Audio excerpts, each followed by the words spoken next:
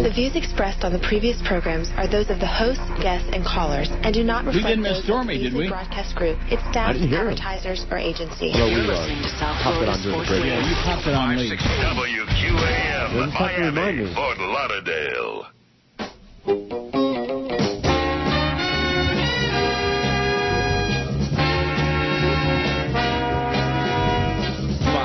WQAM presents The Neil Rogers Show. To talk to Neil, dial 567-0560 in Bay You better and change, Broward. Neil, or we're all going to go away. Call toll-free. You better change. 877-785-NEIL. I've changed my underwear 560 every day. on your AT&T and Verizon wireless phones. With underwear. The opinions expressed by Neil, his guests, or his callers do not represent those of WQAM management, staff, or sponsors. Now, The Neil Rogers Show on 560 WQAM. Hey, Moneypenny, watch me shoot a laser beam out of my wristwatch. Ooh, must have had the wrong watch. Do you have to take your daughters to see the new Jonas Brothers movie? Oh, my God, the Jonas Brothers! You need the Jonas Brothers Movie Survival Kit. Each survival kit comes with a sleep mask so you don't have to watch, earplugs so you don't have to hear, and a cyanide capsule just in case the mask and plugs don't work. Oh, my God, the Jonas Brothers! The Jonas Brothers Movie Survival Kit. You can make it. The film is only 76 minutes long. Oh, my God, the Jonas Brothers! Give me those earplugs. Oh, my God, the Jonas Brothers! And the cyanide. Oh, my God, the Jonas Brothers! The Jonas Brothers 3D Concert Experience Survival Kit. It's too late for me. Save yourselves. Oh, can they belt out a sound or what? No. Oh. That was cute. It is cute. I like that. Don't get good bits every, except for every once in a while now. Well, that's why I started out with that one. Maybe might attract some people, like bees to honey. Beast to honey? Beast to honey. The beast. Yeah, the fact that he married a human being and that they're procreating is just, it's mind-blowing. It's just, he means well, though. Yeah. No, seriously, he means well. I don't have a problem with him. He's annoying as hell, but he really means well. Hey, listen. As opposed to, like, fat Josh Friedman, not all fat people are evil. I am. Right. I'm about as evil as it gets. Oh, get out. You're nasty, Neil. You're such a son of a bitch. You're a pussycat. The fake Neil Armstrong emails us right off the bat. We got one. Excellent. Well. From the moon? Wow, it's 9:50 a.m. and I just heard a funny promo for you using excerpted Neil Rogers Show audio in the middle of the Joe Rose Show. Haven't heard anything like this in years, if ever, on QAM. Dropped my cereal spoon on the floor. Neil, don't ever doubt the flea again. He be the man, says the fake Neil Armstrong. So this is probably from Flea. Could be, although he's so busy lately, I doubt he has time to write fake He's busy? emails.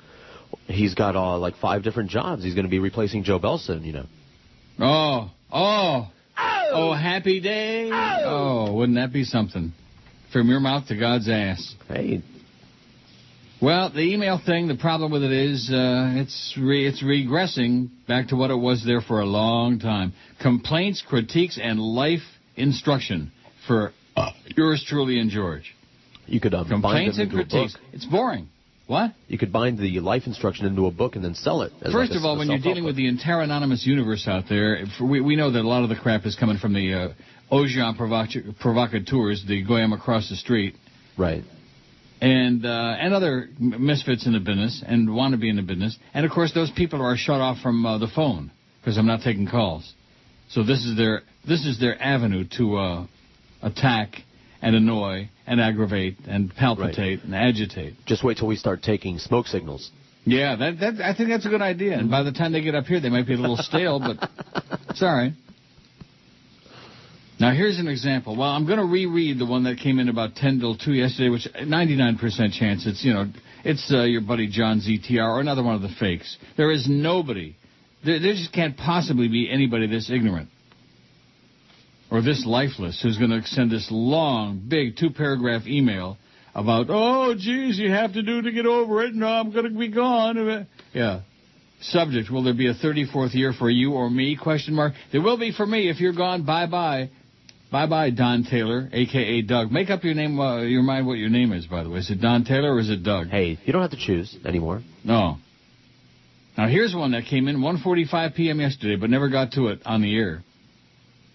In fact, thank God I got a huge pile of stuff that I haven't gotten to, including anniversary greetings and wishes and stuff. Oh, really? And by the way, Joe Bell, just for the audience's edification, Joe Bell has not at this point sent me, how many seconds would it take? About 30, man. To sit there and tap out, hey, happy anniversary, congratulations, 33 years in this market. And by the way, 33 years in Miami, not in the business. I've been in the business since I was 17 years old, 49 frickin' years. Now, next year will be 50 years in radio. Wow. 1960, eh? Yeah. WCGR, Canandaigua, New York. Summertime. Amazing. A DJ? Yeah. Well, I mean, a DJ, like, we used to play slush music, Mantovani, and like that, I can relate. And read the weather. And That's what I did. It's 3:45 at WCGR. I'm Nelson B. Helfer. That was me. Anyway, here's one. Love your show, but... And here's more instruction, not life instruction, show instruction. What I should say, what I should think. I love your show, but I bet you knew there was a but coming. Shut the hell up about how bad your agent is. No, I'm not going to shut up about anything. I'll talk about whatever the hell I want. How do you like that? Yeah. If you don't like this, get a new agent. It's not that hard. Just hire somebody else. You're starting to sound like the old farts in South Florida who bitch about everything but never do anything to change the things they don't like. Just get a new agent and shut up about it already. No, I won't. I don't take instruction from anonymous emailers or even emailers I know. The purpose of the email wasn't to tell us how to do the show, what to say, how to live our lives, how to spend our money, what to talk about. That's not the point of it. Complaints, critiques, and life instruction. That's what it reverts back to. After all is said and done. And, of course, 95% of it is fake anyway, crank. Like this one from Don Taylor, a.k.a. Doug. I mean, this is really worth reading another time because this epitomizes what this is degenerated into. And if anybody thinks, let's take a look at that poll first. I haven't changed it yet. If anybody thinks I'm going to go back to, I'm your friend, you're dreaming. You are hallucinating. 868 votes on the poll. What's your take on Neil's current email format? It's okay, 269. I want the callers, 182. Well, hold your breath. Here. Yeah. I'm your friend. I love it. Big improvement, 143. WTF, 139. I want the bedtime stories, 97. I hate it sucks, 38. Well, the reason I know the bedtime stories aren't what people want to hear is because they don't read them on our website. The number of people who read those diminishes dramatically as each moment, each second, the election's over. Obama's in there. He's got a hell of a nightmare on his hands that he inherited. And the right-wingers are just going apeshit now. They're just going off the deep end with Payush, Jindal, and Rush and all these other, and the man Coulter. They're just going crazy. He's the devil. He's the devil. Obama's the devil. So Doug wrote yesterday, and I sure hope that you folks didn't miss this. But if you did, here it is again. Hi, Neil. Congratulations on your 33 years in the business. I've been listening to you for years. I've listened to you several days a week and George a couple of times a week when you're not on the air. Contrary to some of your call-in and email friends, George has been a good on-air friend of yours who helps make your show better. I used to like your show better. I've been trying to figure out why I now enjoy your show less. I started listening to you because you were funny, irreverent, and progressive in your political beliefs, which was a welcome contrast to the mediocre and mundane, especially the right-wing nuts. Now you are less funny. Your on-air persona seemed to become more insecure. Oh, woe is me, I'm insecure. Always wanting to know what someone else says about you. Obsessing and whining about a lot of stuff only you care about. Publicly criticizing George when he disagrees with you, etc. Yeah, you're a bastard, George. You bastard. In fact, you're becoming more like your chronics. Keep it up, and I wouldn't be surprised if George takes a hike, notwithstanding your remunerative contributions. Again, like you said yesterday, I guess this bozo thinks I pay your salary. I don't. I do occasionally throw George, a check every now and then, a little bone. Thank you. Keep him and the family alive. I love your bones. Because the company treats him like garbage. Oh, well, George is just, For the time being, I'll contend. Now, here's the best part. The threats. For the time being, I'll continue listening to you. However, if you continue your downward slide into mediocrity, there are plenty of other programs to listen to, both broadcast and on the Internet. I'll just change my listening habits. Wow. This is something that requires writing about? Yeah. It's like if you change the brand of toilet paper, do we need to write a letter to somebody about it? Yes. If you change the way you fart, if you I don't know. I know you could care less what I say. That's right. And that you're not amenable to constructive criticism. Where's the constructive criticism in here? Where's anything constructive in here? As demonstrated by your treatment of George when he tries to offer some. So I don't expect you to reinvent yourself into something more like what you were before. Which was what? What was I before that I'm not now? I don't know, gay? I'm the same fat fag who comes in here every morning at 8:30 and does the same stuff for 100 years. Perhaps you're becoming more cynical, negative, and grouchy because of the Joe Bells and Joyces in your life. No, why would anybody do that just because somebody ties your hand behind your back and puts their hand over your mouth and won't let you do your show? Why would anybody become cynical and grouchy about that? Nevertheless, you're the one making the big bucks, so do what you have to do to get over it. No, I used to make the big bucks. Now I make the not-so-big bucks. I hope you'll recover. Now, here's the best part. I hope you'll recover and become more like the old Neil. If not, see ya. Signed, Doug. See ya. Recover. Yeah. I'm a recovering talkaholic. But thanks, Doug. But thanks so much, Doug, for your constructive criticism. Will there be a 34th year for you or me? Go away. Just go away. Don't even think about it twice. If you don't like the show, bye-bye. I'm not changing. There's nothing to change into except maybe other underwear. There's nothing to change into. I am me. With those plaid?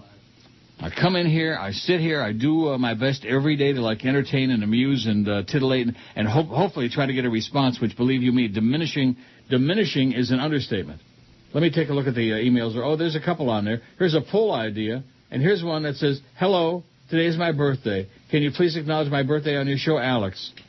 Sure, Alex, no charge, even though I'm grouchy and grumpy and a miserable son of a bitch. Happy birthday, Alex. Yeah, it didn't cost a dime. No, here, let me give him one of these, too. Yeah, there you go. Because I had it handy. Oh, now look at this. What? Look at that. Oh, no. John says, happy belated anniversary. I just heard that Jonas Brothers bit and laughed my ass off. That was a good bit. I'm one of those fathers who have to take my daughter to that movie. I was wondering, is that bit on your website? Oh, no. If not, do you know where I can find it so I can play it for my daughter? No, you can't find it. First you get a radio show, and then you enter into a contract for exclusive broadcast rights to that bit, and then they'll send it to you. Thanks for all the years of free entertainment, John. Well, you're welcome, John, and thanks for the memories. But I can't give you that bit. Wow. 877 votes on the poll. Did I ever get to the poll? No. Yes, I did. Yes, you did. I read it once. Well, I don't know. I've got old-timers. I got old-timers. Not the new one, I don't think. So there was Doug's constructive critique. You're just not the same. You've changed. First he tells me I need to change, and then he tells me the bad thing is I've changed. I'm just not the same old Neil. I'm the same old hard-nosed. I was the one that gave you Obama long before anybody else ever heard of him, for Christ's sakes. Told you he was going to be the next president. Oh, no, they're never going to elect a Schwarzer president. That man's crazy. Yeah. Now, here's one that just, I don't know what to say about this. From Betty. Betty just got an Arbitron book. Well, we say... Well, let's do the break, and then we'll go back and see if we can't straighten Betty out. You call that a hairy scrotum? Ladies and gentlemen, children of all ages, it's time for the main event. In the center ring, feast your eyes on the Octomom as she becomes the world's first human clown car. All right, let's count the clowns as they make their way out of her uterus. 1, 2, 3, 4, 5, 6, 7. Any more in there? Whoa, how did that fit in there? Well, how about that, folks? Give a round of applause for Octomom, the human clown car. I wonder if she's hiding any ass clowns, you think? Ooh. 10:16 to 5:60 WQAM. Let's take a look at the Wednesday schedule for you. We got Big O at 2 o'clock today. Oh! Wow. Mad Dog 4 to 7. Hurricanes warm-up 7 o'clock. That's the end of that. 7:30, it's UM Georgia Tech basketball. Wow. At Georgia Tech. That means Clarence isn't there today. Is that how that works? Yeah. And then 9:30 to whenever, it's the DA show, 9:30 to midnight. Following UM basketball. Boy, how'd you like to follow UM basketball? Follow it where? How'd you like to follow Stormy? Where? On the air. I'll follow him down a dock and then push him off of it. Here's a Cuban listener who says, I've been listening to you dating back to the WKAD days, work permitting. Your political and social insight has always proven to be spot on, and your show is one of the few things worth listening to in Miami. A belated thanks to you and George for many years of listening pleasure, and selfishly may the both of you have many more. Cuban listener. Alex something or other. Thanks, Cuban. Well, thanks, Alex. Thanks, Cuban listener. Oh, anyway, getting back to Betty with the Arbitron diary. Yes. Well, I sneaked that one in there because that was the one that came in during the break.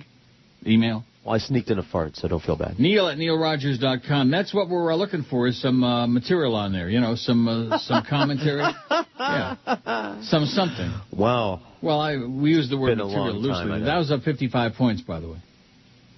Well, here you go. Here's Todd, who says, what does Todd say? Happy belated 33rd. Sorry I'm late in writing you, but just wanted to... Well, you know, what have we had? A few dozen emails about the 33rd anniversary on Monday? Okay. A few dozen? Okay. So there's a few thousand people short that have left. So, yeah. Yeah.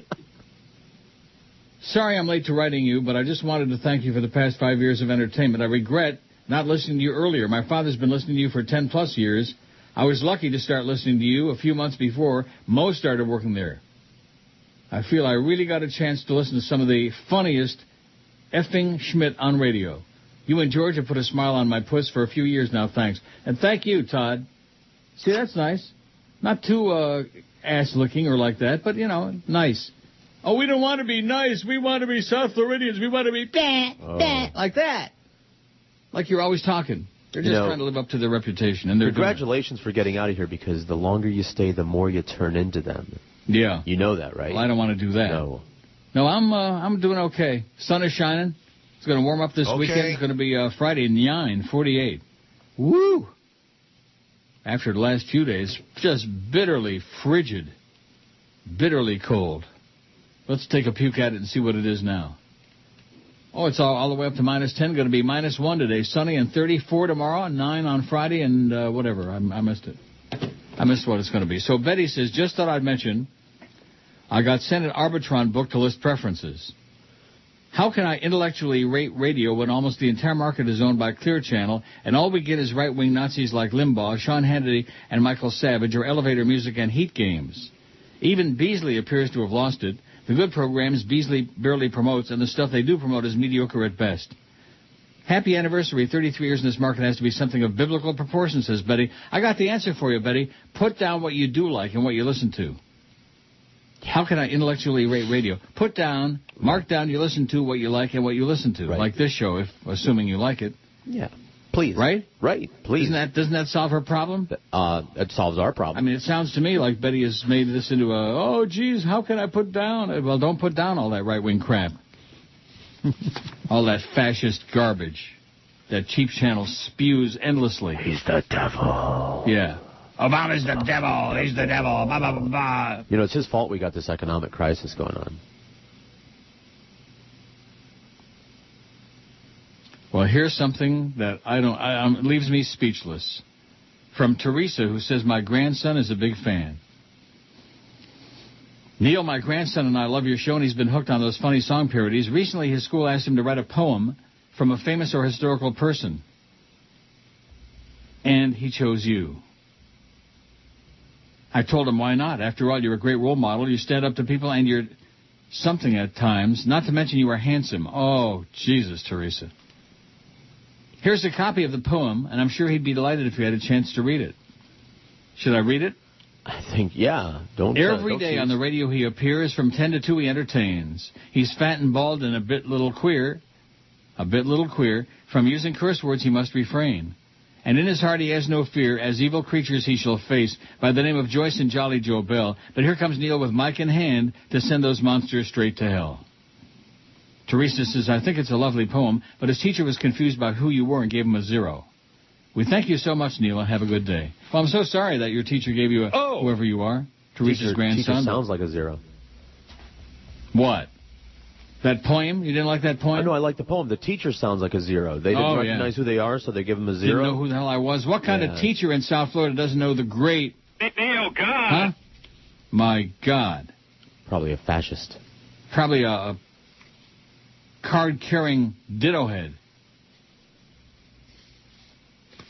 this, because I think sometimes... there's the devil. The chatter on the cable stations hasn't been clear about this. There's the devil. Nancy says, if the GOP right-wing religious fanatics believe that life begins at conception, that would make Governor Bobby Jindal unable to become a U.S. president since he was conceived in India.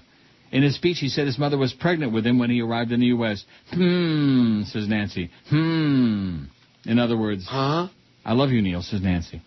There you go, Nancy. I mean, the idea that Bobby Jindal is going to be president even of the PTA is so idiotic. Come on, Nancy, cut it out. Get with it. Cut the crapola. Like I said, it's a really good thing. I got a serious pile, although most of them I think are pretty short. Let's see what's coming in here. Well, here we go. Here's a couple. To George and Neil. Spun. The ultimate speed freak's tale. Of 32% in popularity this week, CY on IMDb Pro, Spun, 2002. Did you ever hear this flick? I heard of it. I've never seen it. An out-of-control speed freak, Schwartzman, is introduced to his Drug of Choices creator, Mickey Rourke, by his dealer, Leguizamo. A massive 3-day adventure ensues with yada, yada, yada. It's just, I don't understand. 2 nominations. Spun. I never heard of Spun. Did you? I heard of it. Don't sound like too much fun. It's been recommended before. And if Mickey Rourke is in it, oh, geez, you're so negative. You like all those hot young guys. For free. You don't like Mickey Rourke. I can't stand Mickey Rourke. I can't stand... There's a whole group of people. Yeah. Give me spilkies. Well, let me print out this next one. It's, I think what we ought to do is take one email at a time. And all you people like Doug, which I reread that to make a point, I'm not reading those anymore. Like one day at a time? One email at a time? No, I'm serious. I'm not reading any of that crap anymore. Oh, you got to change, and I'm going to go. If you don't like what the show is, goodbye. Bye. Thanks for the memories. Goodbye. Doesn't faze me in the least. We're here to collect a paycheck. This is our job. We do the best at it that we can under the circumstances, okay? If you like it, we're happy. If you don't like it, Jenny says, good morning, Neil. Jason Dobkin and Erica Gregg, writer and artist of Snobbles the Great, a snooze patch story, are coming to mind to promote a new... Oh, my God. This is not an email. If you would be interested in setting up an interview with Jason Dobkin and or Erica Gregg, please email me at Ginny. Get out of here, Ginny. Children's author visits Miami. You must be a crazy person. Not only do I get those emails, I get them on the voicemail, too. But, I mean, this is not like the usual... That's hysterical. Setup deal to try to book a guest. I mean, this is written like, good morning, Neil, like it's a friendly, like she's got something to say, which he doesn't. We don't want Snobbles the Great. I don't give a crap about Jason Dobkin or Erica Gregg. It makes me gag thinking about Erica Gregg. Ginny at newsandexperts.com. Oh, my God. Don't these people listen to the show? Don't they know we don't do guests? No. Don't they know that I'm going to rip them an ass every time they send me crap like this? No. Oh, So that... Joe Zagacki sucks, okay? Keep breathing. Come on. One more push and we're done. And congrats. It's a beautiful, healthy baby. Mr. Brown, why don't you help me out by giving your baby a quick slap on the behind? Whoa, whoa, whoa. That's too much. That's too much, Chris. And we're going down with Chris Brown. Woo. A real credit to the subhuman race. 1031 at 560 WQAM. Here's one from the fake Tom Jicka who actually signs it now. See, this is more like it. Signs it the fake Tom Jicka? I don't have a problem with what? Signs it the fake Tom Jicka? He signs it the fake Tom Jicka. Subject, Surly George. See how George stopped laughing real quick? Oh, I turned the mic off to cough. Oh. I'll leave it on while I cough. Coughing a lot today. Oh, my God. My problem with George is he's against any inside radio talk, which is and has been one of the more interesting elements of your show. Yeah, not true. This is one reason why your show is number one with other radio personalities and people in the biz. Well, people in the biz don't get Arbitron diaries. They don't in any way, shape, or form contribute to our success, to our income, to anything positive for us. In fact, we were just talking about the Inside Radio Misfits before the show this morning. Inside Radio talk about what we're doing, that's one thing. So what if insiders prefer to use fake names to protect their identities? What is his problem with this? If we weren't for some insecure GMs, some of us would feel secure to use our true IDs, but this is not the case. Signed, the fake Tom Jicka. Some insecure GMs. The confused stuff. It's all that radio groupie crap that you don't like either that I have a problem It's with. the Mr. Radio crowd. Yeah. The fake Larry King and the fake Joey Reynolds. They're all the same one or two people. And the fake Tom Jicka. But nevertheless. Now, I thought at least, though, it's a breath of fresh air, number one, that he actually sent something, which, believe you me, there ain't much coming in this morning. And number two, that he signed it to fake Tom Jicka. Because he knows I'm on to him because he doesn't have the code. You don't got the code. Look at that. There's nothing. There are 3 poll ideas on there, and that's they're oldie moldies, and that's it. There is nothing on the Outlook Express on our email, neil@neilrogers.com. That's the email address. It doesn't cost you a dime to send your input, output, something, shot put. Yeah. And they got nothing. Just like the callers. It's the same thing. And you're right. You were right. It's the same crowd. They have nothing to say on the phone. They got nothing to say on the emails. Even belated happy anniversary would be nice if it were sincere, which I'm sure is not. Like from Jolly Joe Bell. What a turd. In my life, I have never worked for anybody as insensitive, as ignorant of the human experience as this man. And I use the term man loosely. Can you feel the love? No, I feel the smell of him waddling in there with those baggy brown pants, waddling in there in the morning and sitting down at the desk where the general manager is supposed to be, pretending to be something. A mensch. A mensch on the bench. I can smell the stench. Like to bang his head with a wrench. But anyway. That's cute. We're going to do poetry all day Not as good as that poem that, what's her name, Teresa's grandson wrote. That poem. I'll start writing you some poems, Daddy. He got a 0 for it. Because the teacher didn't have any idea who was. I mean, that's a pretty lame excuse. The fact the teacher don't get out of the house very much, you don't know how to turn on the radio. Teacher probably listens to the stupid sports shows. There you go. Now I got to make my alarm clock make those sounds. Your strawberry alarm clock? Oh, yeah. Oscar says, Veja que sao os asuntos do momento. I don't know it. No Yahoo y buscaros. He says, since you've been singing the praises of your new president for ages, this is Oscar, maybe now you can accept what he said when he met our prime minister, which is that there is a special kinship and love between the USA and Great Britain. No, that's a political claptrap is what that is. That doesn't change my opinion about the stodgy Brits one iota. So often I hear you speak out against racism and bigotry, and rightly so, and then you let yourself down by displaying hatred and prejudice toward us Brits just because of the color of our teeth. Oh, no, that's only a small part of it. What passes off as British cuisine is enough to make the even least bit of self-respecting human being gag. The whole royal family thing is nauseating. Not to mention the stodgy speech pattern. And Gordon Brown's a classic example of it.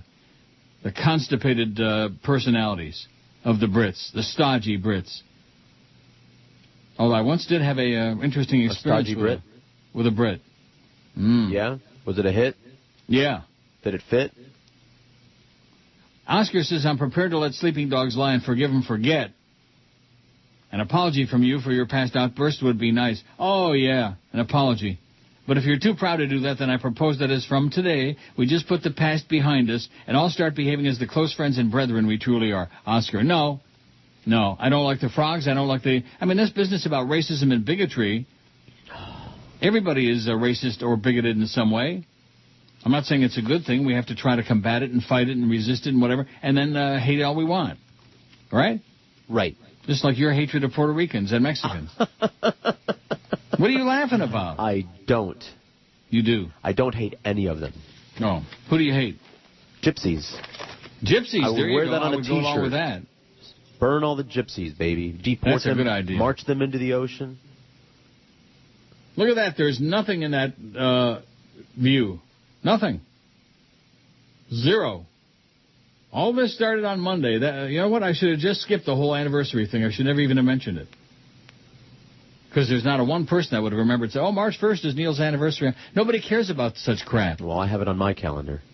But nobody cares about it. Don't you understand? Like what Brandon said. It's not about nobody cares.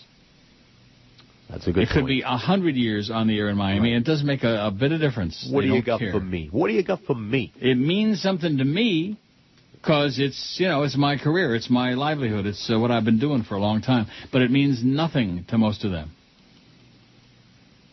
And I'm sitting here looking at a blank. I think the email thing is over.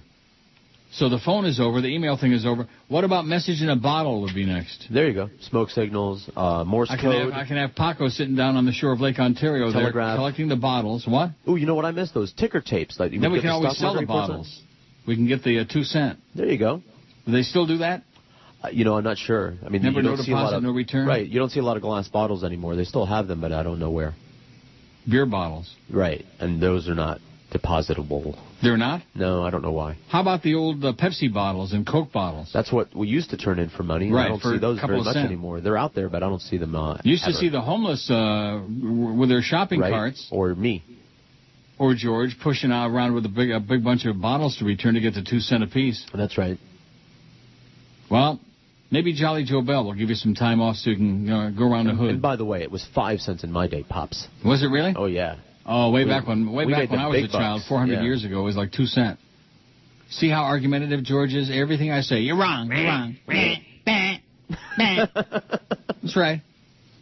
You're like the audience. No matter what I say, no matter what I do, no matter what I think, it's wrong. No, it isn't. Wrong. No, you're not. Brandon has got a very perspicacious email. Good job, Brandon.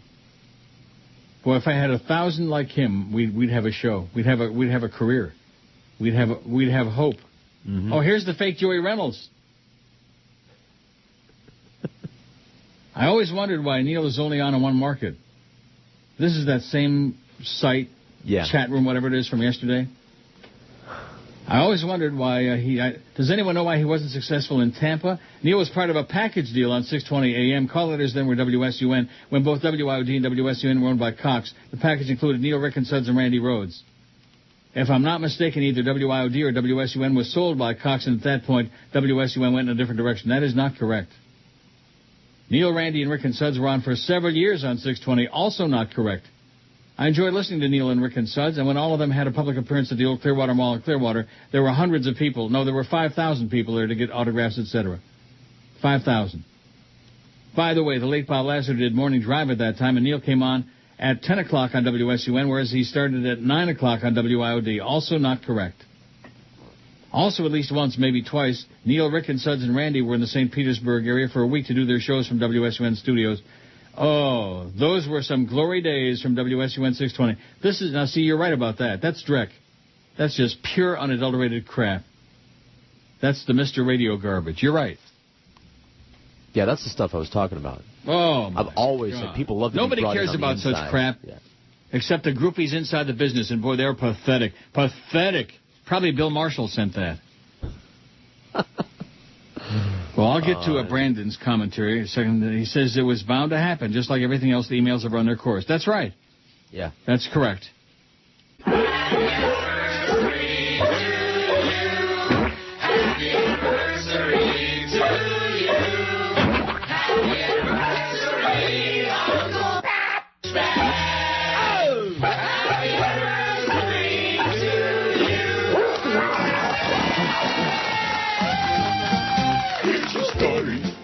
But Bobby Jindal, who's ashamed that he's a Dodhead Punjab, snubbed the governor of Louisiana. I guess they did not know about that. Mayush grew up a big fan of Bobby Brady and decided the name Bobby was now his. With a suit and tie and some voice training, he entered politics. The neo-constant, he's a new boy wonder, the rising star of the Republican Party.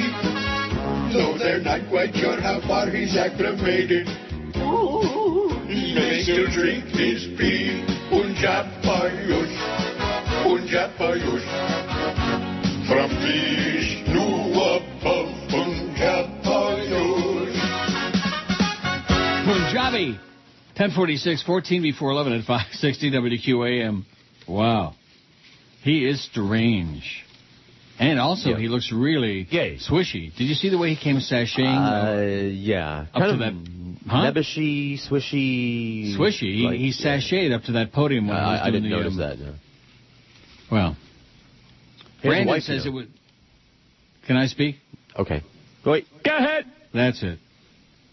Brandon says it was bound to happen, just like everything else. The emails have run their course. They absolutely have, because I'm looking on there, and maybe that's why we didn't get as many happy anniversary greetings from the audience as we thought we would, because the emails are over now. Maybe people are out there busy pounding the pavement looking for work. Maybe they're looking for cyanide tablets to swallow. Before that movie comes out? It says, just like everything else, the emails have run their course, but there isn't anything else you can do. You can thank the audience for that. When you're gone, they'll cry for years and years. Message boards across the internet will be filled with posts saying, radio just isn't the same without Neil Rogers. People are going to stop George on the street and tell him they missed the old days when you were on the air. Do they stop you on the street? Yeah, every day. Something I always wondered to better the show is to change the time slot. No. I wouldn't want to subject you and George to doing mornings, but what about afternoon drive? I hate afternoon drive. It sucks. Have you ever considered that? Just a thought. I've done it and I hate it. Of all the time slots, man, afternoon drive is the worst. Really? Blows. What? I said, really? Yes, it sucks. Anyhow, when are you going to eat Five Guys? I've eaten it at least 5 times. It gets better every time. And if you like spicy stuff, try those Cajun fries. Cajun. Like Bobby Jindal, like Payush Jindal. Cajun. He swishes and sways. But anyway, rhymes with gay. Andrew says, if Paco doesn't want to collect the bottles, I'm looking for work. Happy anniversary, Neil. I don't do well with dates. I don't even remember my own anniversary and crap like that, but I've been here for the past 25 years of your wild ride. Andrew in Richmond Hill, right up the street a few miles. P.S. Tell George we still got the good stuff up here. Cue the bong sound. No, the bong. No, not the boing. Yeah. Well, I don't got that. That's George's personal private bong. Remember the bong show? Yeah. Now, here's a really clever shot from R. Lopez, or whatever it is, another with no name. Start each day with a positive attitude. Open a new file on your computer, name it Neil Rogers, send it to the recycle bin, empty the recycle bin. Your windows will ask, do you really want to get rid of Neil Rogers? Firmly click yes. Feel better? Good, tomorrow we'll do George, is what it says. R. Yeah. And it's also got and the reason I'm reading it is because there ain't nothing else. Right. I still got a pile here, leftover crap. Here's your vocabulary lesson for today. The word is liquidity. When you look at your investments and wet your pants. Liquidity. That's probably from Joe Bell. Sounds like his kind of sense of humor. Now, what's your take on the fact that he hasn't even taken one moment? What I said this morning, I think they want this show to fail. I think they hate you personally. No, I'm not talking about that, but just on a personal level. On a personal level. I mean, he sent me that Jonas Brothers book for for birthday or Christmas or whatever the hell it was. Something. Seriously? Oh, here's Margaret. Says, buying Viagra has never been easier. Well, blow it out your ass, Margaret. Yeah, go ahead. Seriously, I think that he's afraid that he would get ripped no matter what. So he chose not to. That's the biggest cop-out I've ever heard in my life. That's just my best guess. He's afraid of getting ripped? That if you, if he sent you an email or something like that you would call him disingenuous and a phony baloney or something. No, I would not. Well. Did I call Clarence that yesterday when he sent me those 2 text messages, even though I know damn well that it's disingenuous and phony? That's my theory. It's the best I can come up with. Ain't much. That's all I got. He doesn't care. Don't you understand? Yeah. He hates me like poison, and probably you too. I'm sure. Frankie says, oye, calmate los nervios. Okay. What does that mean? Calm your nerves. Calmate. Oh. Frankie says, why are you freaking out, Neil? One slow email day doesn't mean the end of the world. Take a chill pill. I got one for you right here. Do I sound like I'm freaking out to you? No. Oh. Take a chill pill. If you want more volume, join Twitter.com. People can send you messages online from their cell phone via text messages. Best of all, you can control who you see on your Twitter page and who you don't. Chronics. Take a deep breath, Neil. Tell Paco to give you a massage. Paco don't give me no massages, and Paco is sound asleep. You can be damn sure of that. Brian in Orlando says, I've enjoyed the emails for the most part, real and fake. But variety is the spice of life. If you're looking to weed out the fakes, have you thought of doing a Neil Rogers page on Facebook? Well, we've already got a fake one on Facebook. I'm not getting involved in any more of that crap. We're going to start a page on Facebook. I regret bitterly, deeply, that whole MySpace experience with a couple of exceptions. Other than those two people, the rest of it has been crap. Crap. Well, maybe a half a dozen people out of 1,600. That's not a good batting average. I'm not looking for any more of those interpersonal, all that phony baloney, fake crap. Oh, Facebook. At least you could see who the messages are coming from. It's a lot more genuine than MySpace, less anonymous than emails, says Brian in Orlando. What would that accomplish? Nothing, and you can create fake identities on Facebook. Most people don't. They use it a little bit differently, but yeah, there's nothing stopping you from creating fake personas. Well, how do you like that? More phony baloney, man. And that's what the Internet is full of. It's got a lot of good stuff on it, but as we were discussing before the show today, it's just a playground for the idle losers. The chat rooms, the shat rooms, all that other garbage. Fat shut-ins. Like you always say, fat shut-ins. Sure. People who sit there in the dark. In the dark. With their gland in their hand. Right. The sun never touches their skin. Here's one that says, from Tony, happy anniversary to you, brother. You and George are the best. Huntley Brinkley couldn't deliver the news any better. What does that mean, couldn't deliver the news any better? And they didn't do any hockey talk. Stay well and keep it going, even if it hurts. Thanks, Tony. Thanks, Tony. Maybe he's talking about when we were both paper boys. Yeah. I was paper boy for the L.A. Times. Spokane Review. Spokesman Review from Spokane. Boy, that was nasty, too. Yep. In the winter. Get up early in the morning, and L.A. is such a dangerous city. The smell of death is in the air. You just know if somebody's going to mug you. I thought it was the smog. That's it, too. Dear Uncle Neil, thanks for 33 years of entertainment. Hope you have 33 plus more years if you like. Please keep up the great bedtime stories. The email format works well. Yeah, it works well when people send them. It doesn't work nearly so well when people can't be bothered. Well, we're busy looking for oh, look at this. This moron, Tyson. Yeah, the family had a lot of buffers. Michael Corleone. Only Michael Corleone didn't say, yeah, the family had a lot of buffers, Tyson, you moron. You idiot. You simpleton. Oh, there he goes again, calling names. Yeah, like Schmagegi and Schmendrick and Schlemazel. Schmuck. Like that. Yeah. Lisa says, I'm sorry you feel underappreciated, but I wanted you to know that you're not alone. I had my 6-year anniversary at my company yesterday, and just like you, I feel like I'm the only one who cares. I think you're great, and George rocks, says Lisa. You rock, George. Thank you, Lisa. She's the only one who cares about her thing, and I'm the only one who cares. We had a few dozen emails out of the allegedly, what we got, like at least 100 listeners? Yeah. Well, maybe not 100. About 30, man. 30 listeners left. Tomorrow morning, the numbers are coming out. That's always a very popular show. Woo. When the ratings come out, it's a trend. It's January, the first turd of the winter book. I'm sure old Betty takes care of us with her diary. Because she sounds so lost. So what am I going to put down? Put down us. Let us know if you need a massage, Betty. What? A massage, maybe like a foot massage or something. We'll send someone over. Yeah, don't get all stressed out like me. Yeah, calm on Taylor's nervios. Just because nobody's sending any emails today, and the show is all about your emails and your comments and your thoughts and your something. Just the poll alone that we're taking on there. I told George this before the show, and it's true.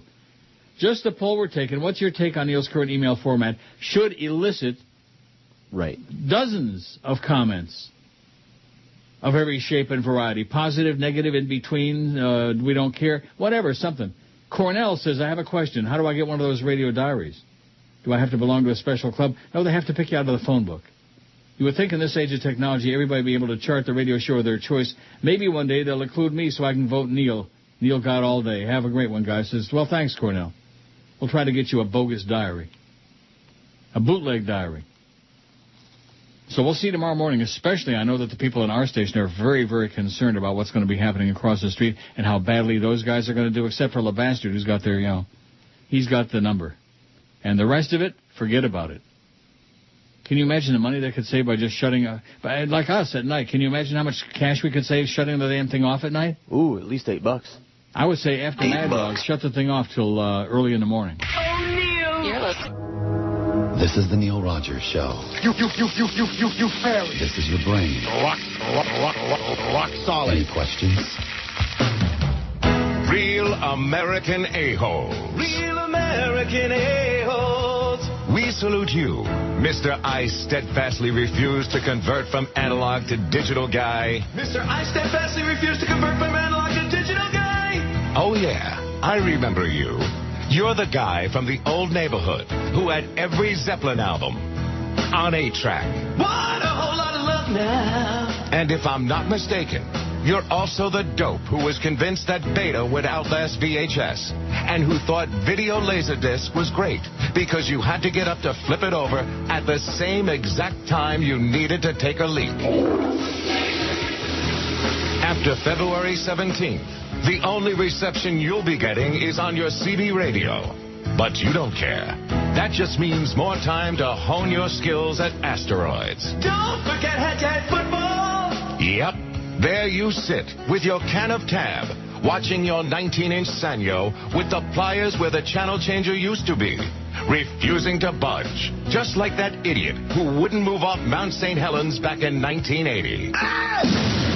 So we salute you, Mr. I steadfastly refuse to convert from analog to digital guy, your rotary phone, your avocado-colored Frigidaire, and your Datsun. You are a real American a-hole. Oh, that's what I'm going to do. I'm going to go out and buy me an avocado-colored refrigerator. Ooh. That sounds really spiffy.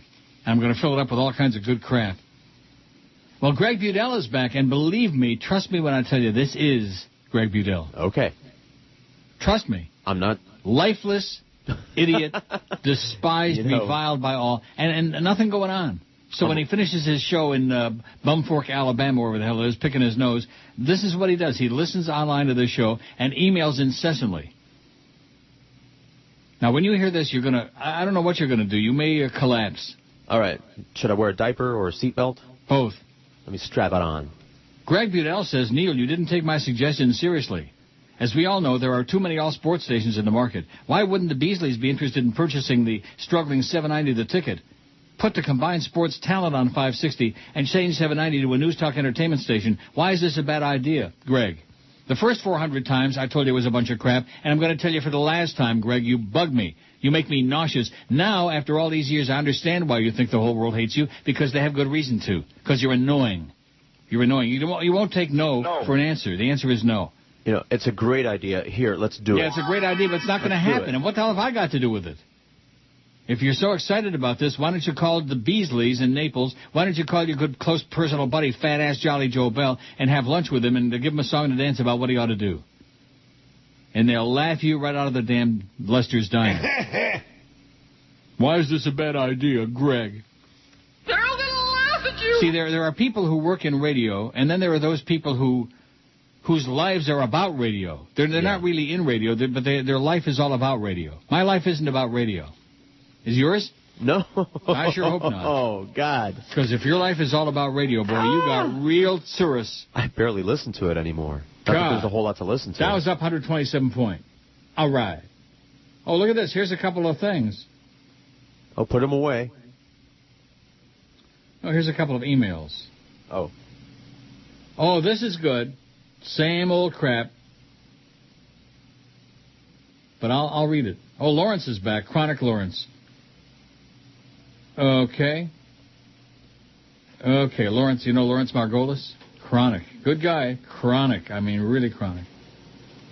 But that's okay. We need it. We need whatever we can get. Brandon wants to know, and somebody's ripping Brandon in one of the other emails, so I'll read Brandon's email before. Just wondering, are you going to do a couple of shows from the new studios? No. Not a couple, not one. Not a minute, not a moment. Not un momento. Why would I want to do that? Well, what is the significance of that? So the Yenses would have something to talk about, I guess. Oh, Paul Castronova, did you mention QM is getting a new stick? When are you guys moving to the new studios? Paul Castronova from the Paul and Young Ron show. Have a hectic day. Call the show sometime. No, I don't think so, Paul. I will not call the show sometime. Any show. Oh, here's Leo from Boynton again.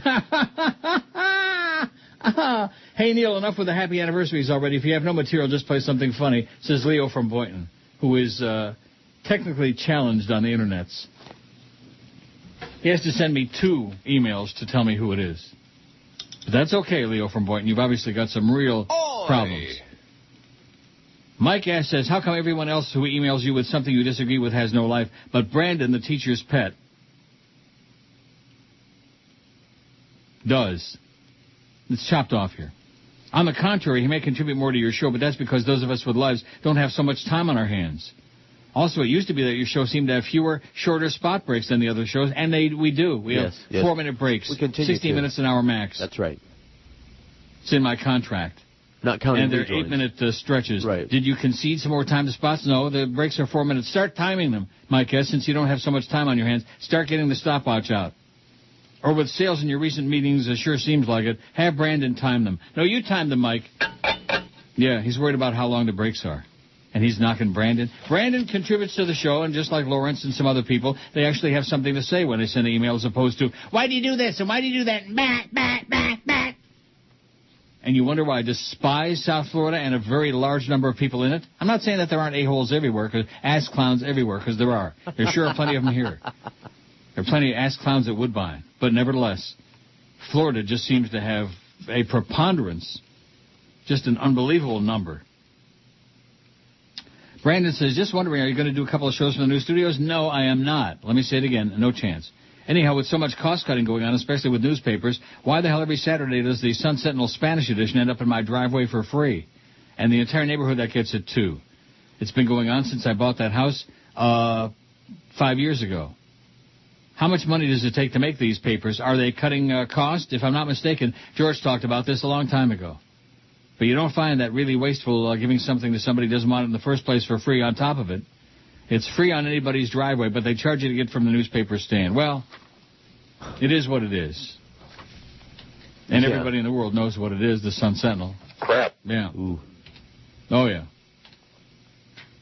You know, I fear that we're going to live to see the day that newspapers are pretty much going to be a thing of the past. Don't fear it. I can't wait. Well, you're just not a newspaper reader. No, I don't want my fingers all blackened. No, that's a good point. That ink, you can read anything that's on a newspaper. You don't have to go out and get that soggy, like when it rains, you know, and they got the paper in the plastic. Yeah. And it's filled with rainwater, you know, and it weighs about 18 pounds. Not anymore, though. It weighs about an ounce, 1.8 ounces. The newspaper is really light because they're saving. They're saving. They know that nobody, just like our show, nobody cares. They don't care about the newspapers. They don't care about us. The fake Doug says that Doug was an a-hole. You and George are the greatest. So see here, tell him to get a life and quit messing up my good name. The fake Doug. Oh, and then he's got a joke, a long, long, ponderous joke. Please don't send me jokes. I mean, you go ahead and do it. If you have no material, just play something funny, Leo from Boynton. Yeah, how about if we just say Leo from Boynton for 4 hours? That's funny. 932 votes on the poll. What's your take on Neil's current email format? Which we ought to be getting thousands of emails about that. Oh, I mean, isn't that something people ought to have an opinion about? Yeah. But they don't. It's like the poll building. Oh, I got one for the poll. You know, hit and run. Hit and run with 2 words. The Everly Brothers. So I was having dinner at the Willows in Woodbine last night, since I get to eat it for free, and believe me, that's all it's worth. All of the desserts, even though I shouldn't eat them, are just awesome. The rest of the food is crap. What'd you have for dessert? Oh, I don't know, some kind of chocolate cake with some chocolate pudding on top of it. Chocolate, not pudding, but what do you call that? Like frosting? No. Like mousse? No, stuff, huh? Like a mousse, like a... Like chocolate, yeah, like that. And a whole bunch of stuff. They got great desserts. Awesome. Boy, if I weren't diabetic, I would just go in there and eat all day, just the dessert. And they have like in whatchamacallit, what's the name of the place, the restaurant where at Hard Rock? Johnny Rockets. Like the jukebox, you know? Yeah. They have the jukebox playing in the background all the time on the PA at Woodbine. And it's all 50s and 60s stuff for the most part. And the Everly Brothers, they play the same like 50 songs over and over again on that thing. The Everly Brothers were singing, 2 of my very favorites. And I was thinking to myself, I was wondering, I wonder if Don... What? Yeah. I was wondering, and I've wondered this ever since I was a young man, if Don or Phil Everly had the most manly penis. Somebody might know that. Yeah. Somebody out there may know the guys. Dave Johnson and Bill Finley will be hosting a 30-minute show on Sirius Channel 122 called Naira Now, covering Aqueduct, Belmont, and Saratoga, debuting March 7th, 12:30 to 1. The show will offer race handicapping, interviews with trainers and jockeys in live races, Love the Friday Gulfstream segment as I'm a racing junkie. Also, keep plunging and happy 33rd. Says Steve, the favorites lose 70% of the races in Hallandale. That's right. When in doubt, throw the chalk out. Although we did have an all-chalk double on last Friday, but that's okay. Won a couple of bucks. There's Gordon Brown with his constipated crap. Addressing Congress, no less. Getting a standing ovation. We just love those Brits.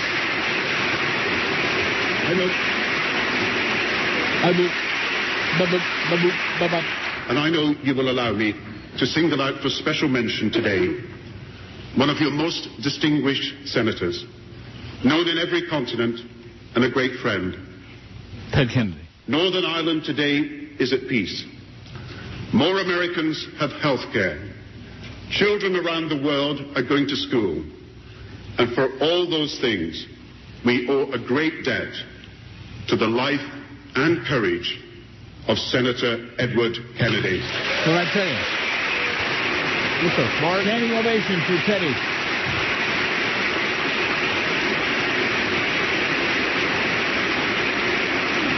Aren't you moved? Aren't you, like, really emotional? I got a tear. Fred Souter says, happy belated 33rd anniversary on the air in South Florida. I remember being there at WIOD when you celebrated number 20 and someone brought in a Hummintosh the size of Rush Limbaugh's ass. Those were the days. Yeah, they were, Fred. Anyway, the Mark Hockman who emails you is obviously a fake. The real one is a busy family man. Wouldn't have time for such things. I used to work with him at WVUM back in the day when he used to host the Rapathon hip-hop show. Finally, here's a story that may be suitable for your website. I found it on the website of our local yokel newspaper, the Gainesville Sun. 14-year-old cop imposter drove police car, aided an arrest. Well, I'll save that. It might come in real handy. Or not. Neil God. Do you have to take your daughters to see the new Jonas Brothers movie? Oh, my God, the Jonas Brothers! You need the Jonas Brothers Movie Survival Kit. Each survival kit comes with a sleep mask so you don't have to watch, earplugs so you don't have to hear, and a cyanide capsule just in case the mask and plugs don't work. Oh, my God, the Jonas Brothers! The Jonas Brothers Movie Survival Kit. You can make it. The film is only 76 minutes long. Oh, my God, the Jonas Brothers! Give me those earplugs. Oh, my God, the Jonas Brothers! And the cyanide. Oh, my God! The Jonas Brothers 3D Concert Experience Survival Kit. It's too late for me. Save yourselves. 11:18. I think we ought to play that like 3-4 times an hour. All right. That's one of the best things they've come up with in a long time. Absolutely. Next to those, Chris Matthews. Right. I wonder if is there a new Chris Matthews one on here? Oh, jeez. I'm going to blow my nose if that's all right. Go ahead. What? Go ahead. Go ahead. No, there's not a new Chris Matthews one on here. I don't see one. Nadia Suleiman porn on Ripley. On Ripley? Schwarzenegger considers legalizing pot. On Ripley? Obama's tax cut. Oprah with octograms. I don't see any new Chris Matthews, unfortunately. Oh, well. Lawrence says, Ray, the lack of congratulations for the anniversary from the South Florida audience. That kind of message is a positive and nice thing to do. So much of your audience who chooses to email or call you revels in negativity. No. If there's a swipe to take at you, they'll do it in a heartbeat, whether they're serious or it's their weak attempt at shtick, who knows. But sending a positive message to you isn't any fun for them. It doesn't elicit the same type of response from you which gives them their jollies, especially if they can also take a swipe at George. They must really like it when it appears that you and George are at odds with each other. That must really get their hearts a-thumping. No question. They're thumping something all right. Their parts a-thumping. Frankly, I would have been surprised the fake this and fake that congratulated you for the 33 years. Yeah, even the fake Larry King didn't congratulate me on my anniversary. How do you like that? Much less the real one. The fake Larry King never said, congrats, you fat faggot. As for taking the emails, I know I've become something of a chronic, Lauren says, but if you never read my emails, I'd survive nicely. I've actually got a life that I pursue every day. As for the other emails, I think most of the audience would prefer real emails that contribute positively to the show, since there isn't usually much of that. Oh, how perceptive. I suppose some emails are better than none at all. Anything's better than the calls. Oh, see, I told you I like Lawrence. Anything's better than the calls, to which I would say... Absolutely correct, sir. Amen, hallelujah. How can you right on. I'm your friend. Oh, and I got a thing about him, too. Really? Like his address? No, I got a thing from Barry. You know Barry? No. He's part of the entourage. Regarding Prozac Ron. I think I'm going to move that up. Although here's one from Mike. I can't read Mike and his last name all too fast because his last name, fake, is Hunt. I see. Mm-hmm. R. Putting the dots together? Yeah. Real clever. Putting the bindies together. Why do you care so much if some corporate guy sends you a happy anniversary email? You get your check every week. That's all you should care about. You're starting to become a bitchy old guy, just like the people in South Florida you hate so much. Butch up, you homo. You homo. You fairy. Okay. I don't care. Screw Joe Bell. Now, here's one that's going to make you cry. Let me get my hanky. Regarding Prozac Ron. Hello from Barry.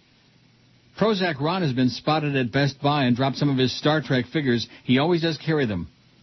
I wonder, has George ever tried to reason with Prozac Ron or be his friend? Didn't we get this before? Yeah. Like a couple weeks ago or something? I don't know. It's March 4th. It's 11 o'clock this morning. We had Bruno Tattaglia 4 o'clock this morning. The answer is yes. But he loves McDonald's and loves his phone, always on, 24/7. If you want to meet Prozac Ron, he'll be at Lester's Diner on State Road 84 on Thursday night. And he loves Neil because he's his hero. What did you think of his homemade shirt of WQAM Advertising and View? We all think he's funny and should have his I'm Your Friend show. He might be successful and make millions and write a book. That would be cool. George, it seems like you could be a friend to Prozac Ron. He's got a lot of resources and could benefit your show. Oh, yeah. Give him a chance. He sits home all day waiting for you to let him call in on the show. Uh-huh. Remember, hold those calls. Prozac Ron's calling. He. Oh, his Uncle Al says hello and loves your show. It says George is Boaring. Boring. Not as boring as Gordon Brown. Need of help and hope. Oh, my God. I think he's going to take a dump in his pants any second, Gordon Brown. You know, all these years of holding it in. Sign Barry, it says. Sign Barry. Regarding Prozac Ron. I'm your friend. I'm your friend. I'm your friend. Now that's great radio. And I'm also convinced that the fake Joey Reynolds is the real Greg Budell. Because there seems to be a confluence of their emailing. Always seems very coincidental. Not that they email simultaneously almost. You know what I'm saying? Mm-hmm. So the fake Joey Reynolds is the obsessive real Greg Budell. What do you think? What do you think of that idea? I think it blows. I think you're annoying, Greg. I think that everybody in the world hates you for a good reason. You're a hateable guy. Fake Joey says, I enjoy the horse racing talk, both thoroughbred and harness. This has been missing from WQM ever since Eddie K. and Hank left. Have you ever thought of giving either, it's chopped off. Each week do a horse racing segment? We do a horse racing segment every Friday from Gulfstream. Perhaps they could give Gulfstream pick on Fridays. What do you think? Perhaps they could give the Gulfstream pick on Fridays. What do you think? What? Do you understand that? I was hoping is this written coherently by some human, by some subhuman? Perhaps they could give the Gulfstream pick on Fridays, which is what we do at 1:45 every Friday. Right. And we get the $50 win ticket for some lucky listener. I still have no idea how they picked them. On the Pick-a-Pony contest from the WQM website. And been doing remarkably well. 4 winners in 6 weeks and a second and a mediocre fourth. Dr. Ooga Booga.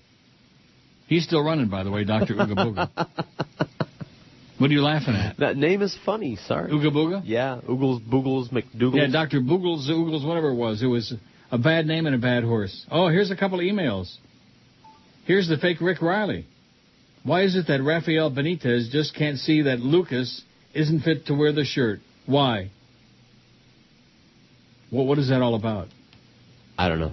Is that some sports crap? I have no idea what he's talking about. Well, you're the sports expert. Yeah, that's what it means.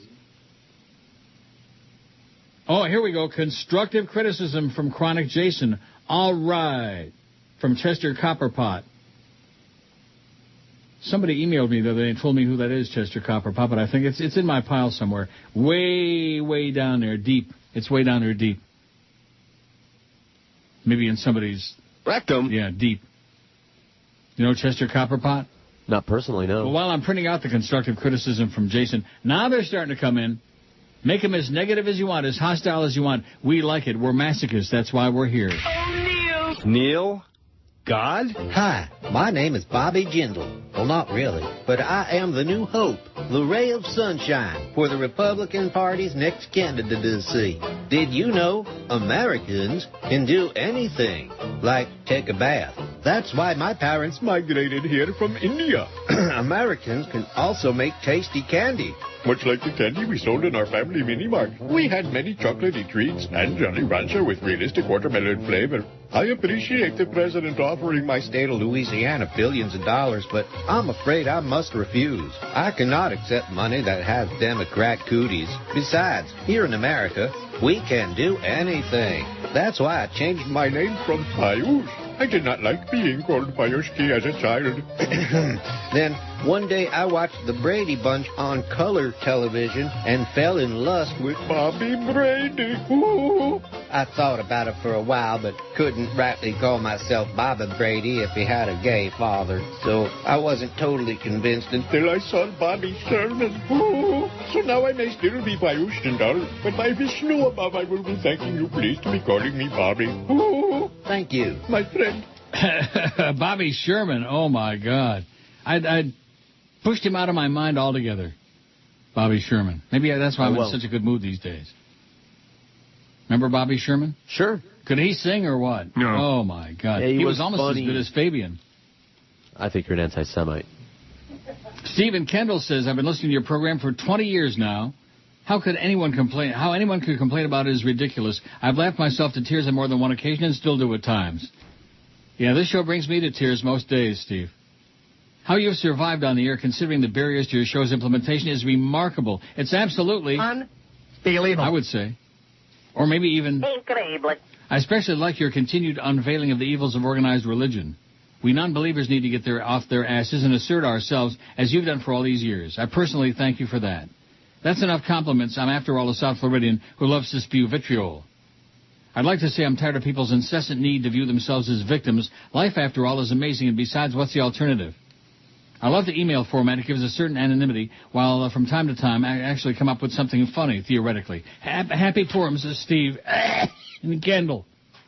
Wow. I was choked up about that one. Okay. It was so sweet.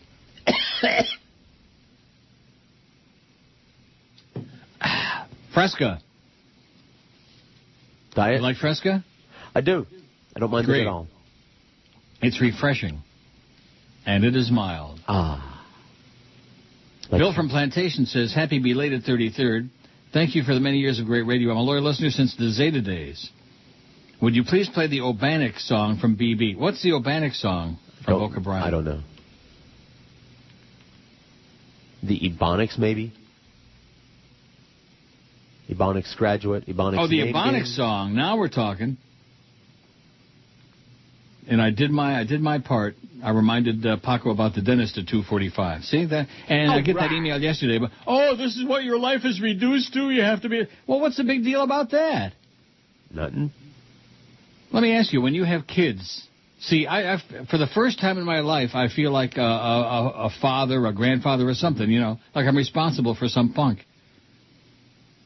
And when you have kids, don't you do things like that for them? Remind them if they have a doctor appointment, a dentist appointment, maybe you can take them there or whatever, huh? All the time. Well, there you go. So what's the big deal about that? Oh, geez, Neil, what kind of a life have you got? I got news for you. Well, you know when they would most be happy to switch with my life? Payday? That's the day. Twice a month. Not gay day, but payday. No, not gay day necessarily. Yeah. Right, I don't have any more of those. The Ebonics is what they're talking. Oh, and while on the subject, please thank the President for our cheap and diminishing 401k. Thank you, Mr. President, as if. He's been in office for a month. Well, Gordon Brown just sneezed, I think. The time for renewal. For a plan for tackling recession and building for the... He looks like he's got 14 pounds of elephant dung in his mouth. Jason, who's a regular contributor. Neil, constructive criticism. Yeah. Neil, I agree with George concerning the emails. I think you need to filter them and eliminate some of the fake this and fake that. I got news for you. The volume that's coming through today, if I eliminate any of it, we're going to have about a 20-minute show. Okay? Maybe you should just eliminate. Right there in your pants.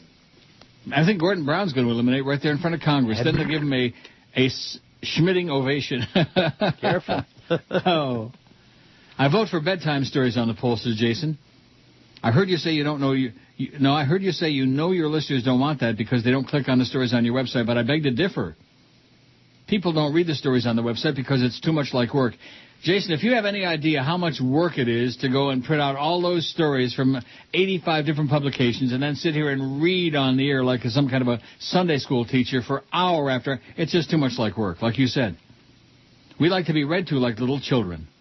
I really do enjoy the stories. Hope you can mix more into your broadcast. This also might result in more enlightened emails commenting on the stories you're reading. No, that'll never happen. What do you think? Nothing drastic. A little less email reading, a little more story reading. Well, that's a possibility. What do you think, George? Asks Jason. Keep up the good work and happy Purim. I'm sure that's not spelled right. I'm not a Jew, and you're right, it's not. Chester Copperpot, a.k.a. Jason. Did he say Corum? P-O-U-R-E-M. Purim. Porham. Like they say to the bartender, Purim now. So what do you think? A little less email reading, a little more story reading. How about if the story's good, not too long, that kind of thing? But there are no good stories that are not too long. Well, as they come along. Well, we could have our staff, edit them down. There you go. While they're screening calls and writing fake emails. Eddie Martinez just drove by Wayne Ardle's Rural Castle on Northeast 125th. It's open again, but it looked kind of dark in there. I think the whole neighborhood looks kind of dark, Eddie. I guess Eddie's trying to be a comedian. I don't know why everyone complains so much of the time. I've listened to you since Zeta. Even if you have nothing but dead air, it would sound better than anything else in this market. And it probably would get better ratings. Let's try that this next book, Dead Air. Okay. The Neil Rogers Show, and then we'll just do the spots. Great. And George is way more entertaining than any of the sports fags, always talking about this one and that one's a stud. You talking about studs? No, that's what they do. Oh, I see, the sports fags. If I misspelled a bunch of stuff, sorry, I did this one on Palm PDA, Eddie. Pretty good job, Eddie. Not bad. He did it on his palm. Now, is that difficult? No, not if you have good aim.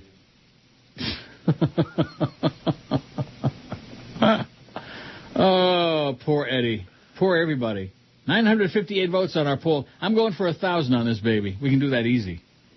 Should already have like 2,000 if they really care. They just don't care anymore. They're busy trying to survive now. Right. We're going through difficult times in case they got more important things to worry than some stupid radio show. And you know what we don't hear anything about at all?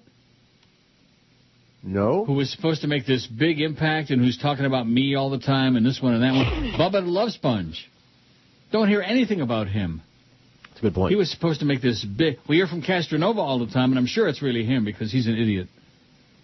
But... look at that. The TSX is up 165, and the Canadian loonie is up a penny to 78 1/3 cents. That's not good. Go back down. Gotta go down, not up. Gotta go down. Thanks to Zach Krantz, by the way, for destroying the remnants of the Joe Rose Show.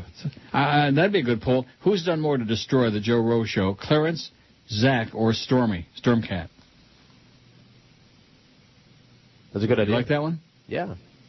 Oh, here's some polite applause for Gordon Brown. The greatest gift was that all children would be going to school. Yeah, all those British children be told what a pile of crap all that royalty thing is and all the millions and billions of pounds that are being wasted every year for a bunch of constipated old Brits who are really Germans anyway. The Battenbergs. Boy, silly-ass Brits. If you could see the way that they behave in Amsterdam, and just them. I'm not saying that there aren't a lot of other people that get stoned and act goofy or drunk, but, I mean, the Brits on the weekends, you wouldn't believe it. Loud, obnoxious, not just drunk, but stupid drunk. You know what I mean? Oh, yeah. 960 votes. What's your take on Neil's current email format? What's your take? Come on, have an opinion. Say something. Say something for once in your life. Get off your ass. We're giving you a chance. Who else gives you a chance in your pants? 960 votes. It's okay, 298. I want the callers, 194. I'm your friend. I love it. Big improvement, 157. WTF, what the F, 156. I want the bedtime stories, 110. I hated it sucks, only 45. Only 4.6% out of almost 1,000 votes say they hated it sucks, even though George has been encouraging them to vote for that. Yeah, that's me. Because George hates it. I'm really surprised. I'm shocked. You know what I said.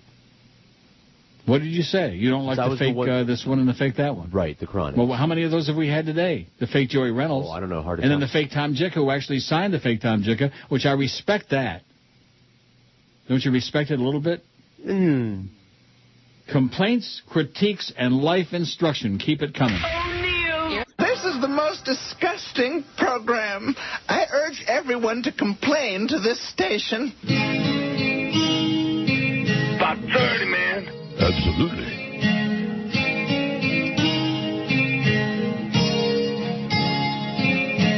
I took a course of Ebonics.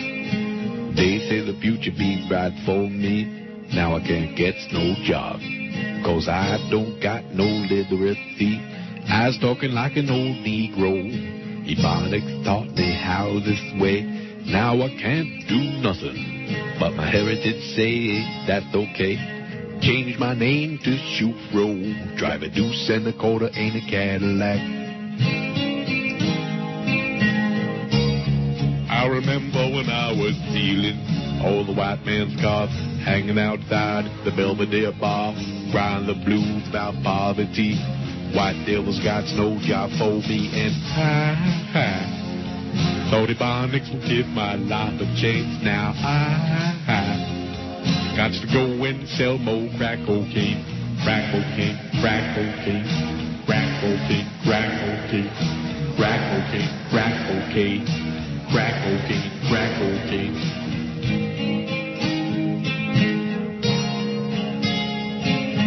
Lordy, what a boring song. Ebonics makes me sound funny. Got nothing to do with literacy. Now I got to make more money. Labor pool sounds good to me. I got plenty of nothing. Ebonics ain't getting me anywhere. Maybe I'll mug an old white bitch, steal a purse and full of hair. Then I'm gonna take some money, buy a stereo and a Frigidaire. I remember when I was stealing all the white man's cars, hanging outside the Belvedere bar, crying the blues about poverty. White devils got no job for me, and I thought Ebonics would give my life a change. Now I got to go and sell more crack cocaine, crack cocaine, crack cocaine, crack cocaine, crack cocaine, crack cocaine, crack cocaine, crack cocaine, crack cocaine, crack cocaine, crack cocaine, crack cocaine, crack cocaine, crack cocaine, crack cocaine. I bet you that's the one. 12 minutes till noon at 560 WQAM. Don't you think that's the one? That's the good one anyway. So. Well, PR Ralph, your close personal buddy, sends me this. CNN at its best. A U.S. airline is now selling penis on flights, an anchor woman has declared. All right. The slip-up happened on CNN when anchor woman Zane Vergie was reporting about Northwest Airlines now selling peanuts on flights. Vergie mentioned the word penis 3 times instead of peanuts. Northwest began serving penis this month, as its merger partner Atlanta-based Delta Airlines has done for years, Vergie said. Well, I'm flying Northwest. Georgia is the top penis-producing state in the country, she said. The footage has been uploaded to YouTube and to YouTube in many different versions. Has become a internet sensation with more than 700,000 views today. Perhaps the caption at the bottom of the screen distracted her. It declared, "Nuts on Northwest flights." How do you like that? I've heard of truck nuts, but yeah, plain nuts? Yeah, there's plain and there's peanuts. There's plain nuts, then there's fancy nuts. Wow. Northwest is serving penis. I'm belching a little bit from that. Penis? No. From that beverage. Oh, from that Fresca. Fresca. You get a little frisky when you drink too much Fresca. Squidmon says, happy belated anniversary to you and George for hanging in there. I want to ask you about, or have you heard about, expressbet.com. Gulfstream has them as a company you can bet through the races at Gulfstream. Have you tried it? Please let me know. P.S. I don't know nothing about it. I don't bet horses. I help George betting on Friday when he's out there, and we help do the handicrapping for the Friday Pick the Pony thing. But other than that, that's it. So I don't know nothing about expressbet.com. I don't know how it works, what it's all about. Somebody, I'm sure, will send us some information, or not. Maybe the fake Joey Reynolds, a.k.a. Greg Budell. Maybe the fake, what is it? Who did we have on at night? Ed Kaplan? Rooster Cogburn? Yeah, that one. Rooster Schmendrick? No, we need to start getting like... Haven't heard from that chronic today. It's early yet. Oh, yeah. Not even noon yet. Jerry says, I'd switch places with you in a minute. You work from home, you make a decent living, and you get to rip the people who sign the checks an ass every day. Not bad. Yeah, what's not to like? Right. Got my nice Corvette here. The weather's starting to... We got no snow. We got no ice. We got no sleet. Yeah, all that's gone. And once it's gone, hopefully it ain't coming back. And the sun is shining. Beautiful. Going to be all the way up to like 32 today. What's not to like?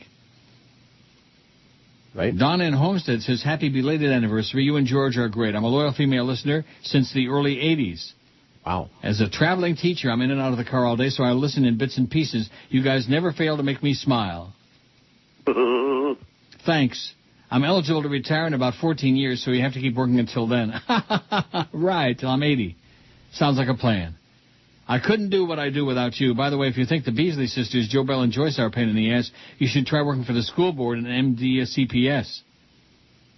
The day they do something that makes sense, I'll kiss Limbaugh's fat, ugly butt. The day they do something that makes sense. Yeah, the same thing in our operation. Mm-hmm. The day they do something that makes sense. We'll probably have a fart attack. P.S. Tell George I always listen when you're on vacation. If I had to do it all over again, I would definitely rethink the marriage family thing. Oi, they make me crazy, too. Well, thanks, Donna. Yeah, marriage is not for everybody, especially old fags. You fairy. Brandon is back again. Wow. He's going to start getting criticized by some of these chimyonkles out there. First, though, Marloy says, I like your email format. You read all the letters. You don't waste your time on hold for George, waiting for George to answer. What does that mean? I don't know. Oh, I see. In other words, you don't waste your time if you call in. Okay. Then he asked, did you hear from the real Larry King on your anniversary? Not even the fake one, much less the real one. Nobody cares about such stuff, okay? Birthdays, big deal. Anniversaries, nah, we don't care. We could care, but we don't want to.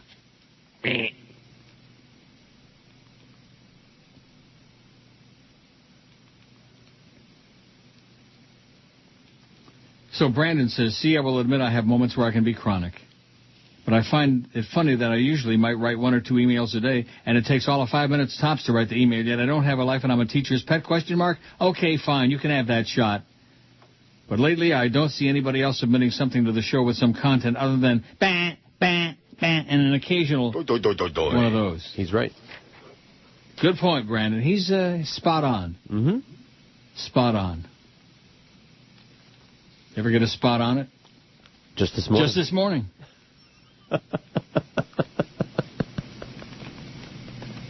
I mean, I don't mind if you want to say just this morning. Go ahead. Go ahead. Go ahead. Well, it's better than thinking of something new. Go ahead. It's better than what? Thinking of something new every time. Yeah, that's true. Good point. Let me see if there's anything new and exciting. Fred Souter sent me that story about that kid. I'll stick that down in my pile somewhere. Probably need it tomorrow. Because, like we've discussed early in the show today, the emails, well, they're busy. They're, like I said, pounding the payment. Oh, look at that. Now there's a whole bunch of them. What's QAM doing? The Mole says, it must have been a mistake, but I heard a thing on QAM promoting your show today. I mean, it was actually on the air outside the hours of your show. That must be a mistake. Why would they promote the best show, or at least the highest-rated show on the station? Also, I was at Jackson's Ice Cream Place yesterday. I saw Fat Chris and Joe Bell sharing a banana split. It was so gross. They were actually feeding each other. Then it got worse. Chris was leaning over to get his bite from Joe Bell's spoon, and one of his man breasts fell out of his shirt into the banana split.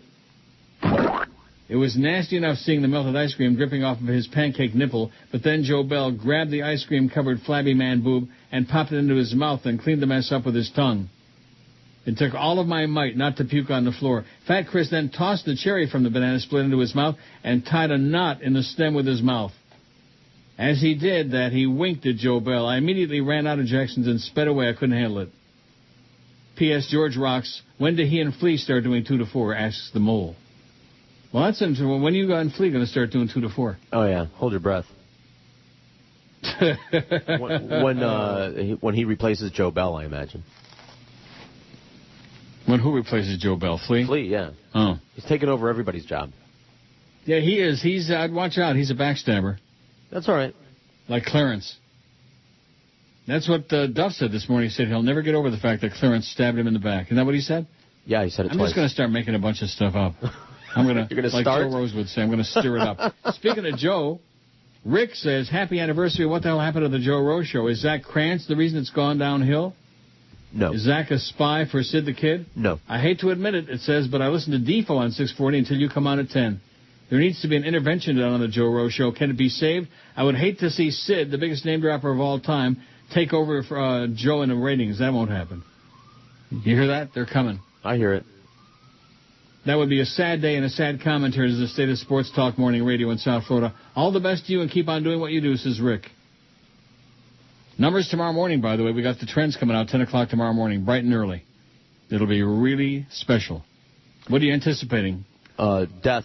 Now, is there going to be an overlapping, when we switch to the people meter, are we going to get one version and another? Yeah, I'm asking you. Me? Right now, I'm asking you. So that one can compare. I'll tell you what, let me think about it during the break. Okay, great. This is Mark Morgan. It's the 12 to 1 hour on QAM.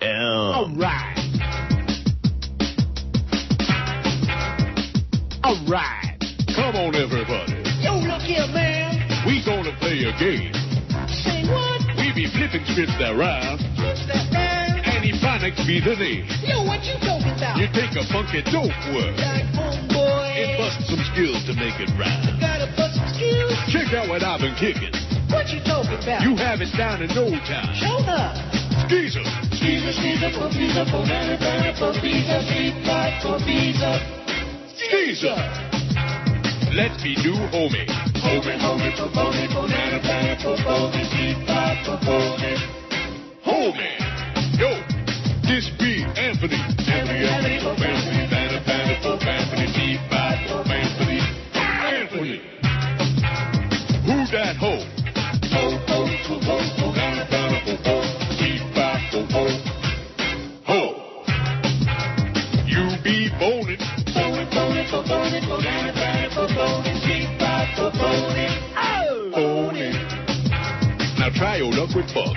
Buck, buck, for buck, for banana, banana, for buck, street fight, for buck. You fairy. Buck. The Ebonics game. The Ebonics game.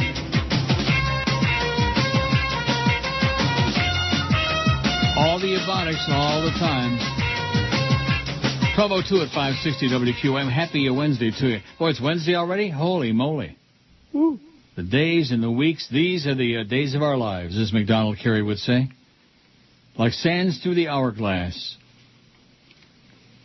Here, I changed the poll. Here's the final on the email format. Should add like 25,000. They don't care about the anniversary. They don't care about the emails. They don't care about me. They don't care about you. They don't care about anything. Right. They might care about the Dow's up 162 points.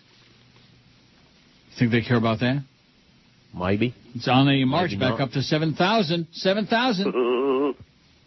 What's your take on Neil's current email format? That's our poll question. 983 voters. It's okay, 309. Okay. I want the callers, 197. 20% want the callers back. No effing way. No chance. At least not anytime soon, unless we totally run out of email. Even if we do run out of emails, I'm going to read the phone book. How about if I read the yellow pages? There you go. The Toronto yellow pages. How's that sound? Just read the fake ones, then. How about if I read all the chins in the phone book? WTF, what the 159. I love it, big improvement 159. So between it's okay and I love it, that's almost half. I want the bedtime stories 113. I hate it, it sucks, only 46. 4.6% hate it. Of course, no matter what I would do, they would still hate it, you know. That segment, yeah. Oh, yeah. Malcontent, 4.6%. Usually it was 6%. Now we got it down to 4.6%. But then again, when you have a much smaller audience, you know, it's a lot tidier. You know what I mean? Mm-hmm. It's a lot easier to keep under control and keep track of. Here's the new poll. Got a couple of votes on there already. Look at that. Looky, looky, here comes Cookie. The new poll, if I was stuck on a deserted island, the one thing I'd want to have is, we've done that before, haven't we? Yes. pocket knife 2, a radio 2. I voted for radio just as a gag vote. Oh. Gag it. A 5-gallon jug of fresh water 1. That ain't going to last you too long. And none yet, because we've only got 5 votes. The Bible, book of matches, my iPod, bottle of rum, heavy blanket, a mirror, a portable DVD player, and the movie Castaway, a bag of Doritos, a woman, or a flashlight. A woman. How about Joey Jonas? No, don't put that on there. All right. I will play that Jonas thing again, though. All right. If you double dare me. Do you have to take your daughters to see the new Jonas Brothers movie? I'm going to play that again. It's good.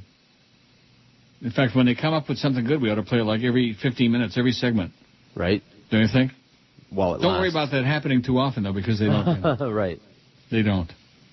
And I noticed your buddy Pettingill, he seems to be not totally absent, but he seemed to be fading away. None too soon, by the way. None too soon. He's had his moments, but not lately. Okay, if I don't read this story, I'm going to be accused of, you only pick on the Catholics. I did read the original story a couple months ago, and now here's the update. Last month, NPR told the stories of 2 men who alleged they were sexually abused as boys. Weekend edition Sunday, March 1st. A month after allegations of child sexual abuse surfaced in the mainstream press, the Hasidic community in Brooklyn is taking cautious steps to confront the scandal. Meanwhile, outsiders are tackling the issue head-on. On Sunday, State Assemblyman Dov Hikind plans to host a community-wide morning of Chizuk support for the alleged victims of abuse. Chizuk, I never heard of that before. No. I've heard of Chazer. And Chinook. I know a lot of Chinooks. Hikind, an Orthodox Jew who's largely responsible for bringing public attention to the scandal, has recruited rabbis and community leaders to speak at the event, which takes place in Borough Park, the center of the Hasidic district he represents. Some community members believe the gesture is merely symbolic, but Hikind calls the event unprecedented. No one has touched this subject before, he says. Yeah, someone got touched. We're telling the victims we're sorry we didn't see your pain before, and we're turning the corner. Another development is potentially much more powerful. The New York State Assembly recently introduced a bill to increase the age by which a person must bring criminal or civil complaint to 28 from 23. In addition, the House is proposing that for 1 year, anyone can bring a complaint no matter how long the alleged abuse occurred or how long ago. The House has passed the legislation several years in a row, but it always died in the state Senate. This year, however, several new state senators have pledged to support the bill, and victims groups are optimistic the law will be changed. Inside the community, the talk has taken more muted tones. Pearl Engelman, mother of one of the alleged victims, Joel Engelman, says everyone in her community heard the NPR story because it was posted on the community's most popular blog. The story drew a huge number of online responses, she said, more than anything else I can remember. Many people said they knew people personally who'd been abused, she said, and some said they themselves were victims of Rebbes, Orthodox Rebbes, Farbissen, Aftulachas. Yeah, and when in doubt, when you're lost for words, just say Aftulachas, no matter what the occasion where you are. Aftulachas. Yeah, if you're like sitting on a public toilet, and you're right? Just scream out, Aftulachas. They'll come running and give you a hand. Or something, or drag you off. The story has received attention by the local Jewish press, notably the Jewish Week, but even with the publicity generated by the NPR coverage, Engelman says, there's been a deafening silence. Her neighbors have avoided the subject with her, she says, largely because people in this Hasidic community don't confront Jewish leaders because they depend on them to educate and later arrange marriages for their children. It's unusual to come forward, she says. It's unusual to be outspoken about issues, especially a subject that's been swept under the rug like this. And it hasn't only been swept under the rug, but there are many people standing on the rug. How do you like that? How'd you like to be under the rug and a bunch of people are standing on the rug, like those magic carpets like the Muslims use, where they're davening, they're praying, Baruch atah Muhammad, whatever they say. I wonder if they have a special name for it. What do they say? I don't know. Allah Akbar? Okay. Isn't that the name of a watering hole? Assalamu alaikum. I don't know what they say. Assalamu alaikum. I like that. Shalom alaikum. Assalamu alaikum. See, they're all the same, those Semites, man, if they just get along. They don't want to, though, because the Lord told them, kill each other. Engelman notes this silence is a recipe for enabling the abuse to continue, but she believes her son's case may have created a small fissure in the dam. Wow. A fissure. That sounds like something you find in somebody's rectum. Wow. Since the NPR story aired, the new victims group, Survivors for Justice, met and welcomed several new people. According to people at the meeting, one young man said he had witnessed a child being molested in a mikveh, a bathhouse, a few years ago. There was no mitzvah in the mikveh, let me tell you. A detective from the Brooklyn Sex Crimes Unit was in attendance. One source says is investigating the case, and several others that have come through the group's tip line. They got a tip line, the Orthodox. How do you like that? Mm-hmm. You think that's where they keep all the foreskins? Yeah. A couple of other people have come forward anonymously, so they had to say they had problems with Rabbi Abraham Reichman, the school teacher accused of abusing Joel Engelman. Reichman is still teaching, and school officials refuse to discuss the case because of an ongoing lawsuit. It's a lawsuit, Greg. It's a suit. Oh. I should write a book, not about my life or about all these years in radio, but about QAM, these 11 or 12 years, whatever it's been. And you notice that's what they're all excited about. Oh, it's going to be 12 years on QAM. Like that's the highlight of my career, is working for the Beasleys. Oh, my God. Afzulachas. Asked what it'll take to change the school system, Pearl Engelman responds, exactly what we're doing now, bringing awareness and attention to the situation and making schools uncomfortable with covering up these criminals. Uncomfortable because now they have a fear there will be others like Joel. Others will come forward and open up a big mouth, spill the beans. That's what we need more of, people with balls, people who will come forward and say, Afzulachas, baby, whatever that means, even if they don't know what it means. Dow's up only 136 now. It's kind of like flopping. Here's one from somebody, Snooky. Every day after work, I take 95 south and exit on Ives Dairy Road. Over the past couple of years, I've noticed something interesting on that light. There are 3 different bums who beg for money and 2 spics, one male and one female, who sell flowers. One of the bums holds a sign that reads, homeless and hungry, please help. Another bum walks with a sign that reads, why lie, I need a beer. And the third bum's sign reads, joke of the day, 99 cents. I find it peculiar that after months of watching them on my way home, the bums make more money than the working spics, and the beer bum and 99-cent joke bum make more money than the need food bum. The way the economy is, I'm now considering this as a side job. What should my sign read? Maybe you can make a pool out of this. A bum holding a sign reading, what are you most likely to get money for? That's a good, I like that. That is a good idea, and one we've never done before. We've never done a pool like that.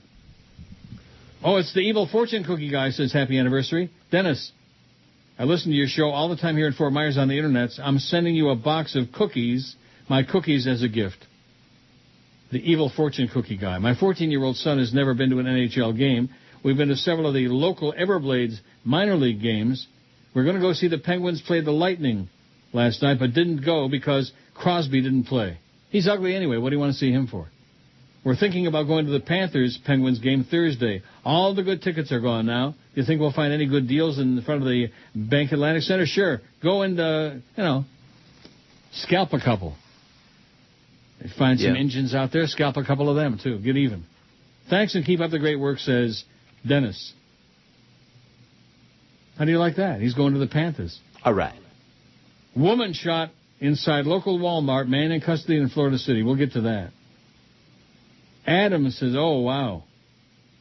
I'm sick and tired of you talking about the ratings, says Adam. Well, I hate to break the news to you, Adam, but that's what this business is all about. That's right. Ratings, spots, money, that's what like all businesses. That's what it's all about. But I'll read his whole piece there. He's sick. I'm sick and tired of you and your crap. Holy Mackinac! This is Joe Bowen, the voice of the Toronto Maple Leafs, and you're listening to the Hockey Authority, Neil God. Oh, I hate yard work. First I have to hoe the garden, then I have to mow the lawn. I wish there was an easy way to do both. Well, now there is. Introducing the Homo, the all-new gardening machine that both hoes and mows. Here's what people are saying about the Homo. I used to spend hours outside in the hot sun with sweat glistening on my muscular chest and legs. Then I realized I need a Homo. My husband has never spent any time inside with me. That's when I knew he was Homo material. The Homo can pound a trench through the mud, then trim your lawn and suck the clippings like you wouldn't believe. I told my husband our neighbor was getting busy with a big old tool. So I looked out the window and said, that's gotta be a Homo. We never thought we'd see a Homo around here. The Homo works great all over your property, in the front yard or in the rear. And it looks great. Why, that's one good-looking Homo. There's never been a better time to join the happy Homo crowd. And with special factory incentives, your Homo dealer will bend over forwards to satisfy you. Wow. I'm just curious enough to buy. The Homo. No family is complete without one. Now, there's an interesting expression, bend over backwards. Yeah. I'll bend over backwards to get the job done right for you. Well, what kind of an expression is that? Well, have you ever tried to bend over backwards? No. Go ahead. You'll see how tough it is. Oh, no. Yeah. Fall on your ass. A woman had to be hospitalized with a gunshot wound after a man opened fire at a local Walmart in Florida City. Florida City police are still investigating why an unknown man shot the woman inside the Walmart at 33501 South Dixie Highway this morning. Rescue crews had to airlift the victim to Jackson in unknown condition. Authorities said the man fled the scene after he fired the weapon in a red vehicle, but they soon caught him after just a few blocks away. Florida City Police, along with Homestead Police, are investigating the scene. I think anybody who shops at Walmart ought to be shot, but then again, that's just my opinion. Don't you? I don't have to ask you. Adam is pissed off. This is the 790 shot across the bow. Okay. This is in anticipation of tomorrow morning's ratings. Okay. Since they know that their numbers are going to suck like they always do, except in the afternoon, since they know that they're going to be embarrassment, this is the kind of swill that they put out. The fake Adam says, Neil, I'm sick and tired of you talking about the ratings. We all know that ratings are not an indication of whether or not your show is good. It's a popularity contest. And if you and Joe Rose do well in the ratings tomorrow, this is more an indictment of your listening audience than a true gauge of talent. While Joe Rose is talking to high school point guards, Sid Rosenberg is interviewing the biggest name in sports, politics, entertainment, etc. And why you still get good ratings is still one of life's biggest mysteries. Well, we don't. In closing, whether you win the ratings or not, your product is shameful. Rosenberg and Dan LaBastard have more talent in their pinky fingers than your station as a whole. And this comes from a guy that used to be a big fan of yours, but talent shows, and it is clearly the talent that lies across the street. Lies being the operative word. This is definitely from a fat Josh Rosenberg or one of those people. Josh Friedman, whatever his name is. Right, Josh Rosenberg. Josh, yeah, that's right, Sid Friedman. Boy, you guys are really, I mean, they must be peeing in their pants about the numbers. We know they're going to suck tomorrow for both stations, but not them. Oh, no, the talent clearly is across the street. Yeah, your mama. Crazy people. They keep trying to talk themselves into something that doesn't exist. Oh, well, Sid is interviewing the most important. Yeah, and everybody hates him like poison. They would like to put him on the first Greyhound bus back to New York. They'd like to put him into Imus's suitcase and send him back there with his stupid big dumb mouth. John in Fort Lauderdale says, hello, Neil and George. 4 guys were missing. Here's a pathetic sports hole story. A major news source, which I will not mention, has a headline about the fishing boat out of Clearwater where they found 1 guy alive. It said, search will suspend for 2 NFL players, then mentioning their names, and another person who are still missing, etc., etc. So only the NFL guys matter, not the other person. John, I'm glad you're catching on. That's right. That's the way it works. It reminds me of the plane crash coverage that used to say no Americans were on board.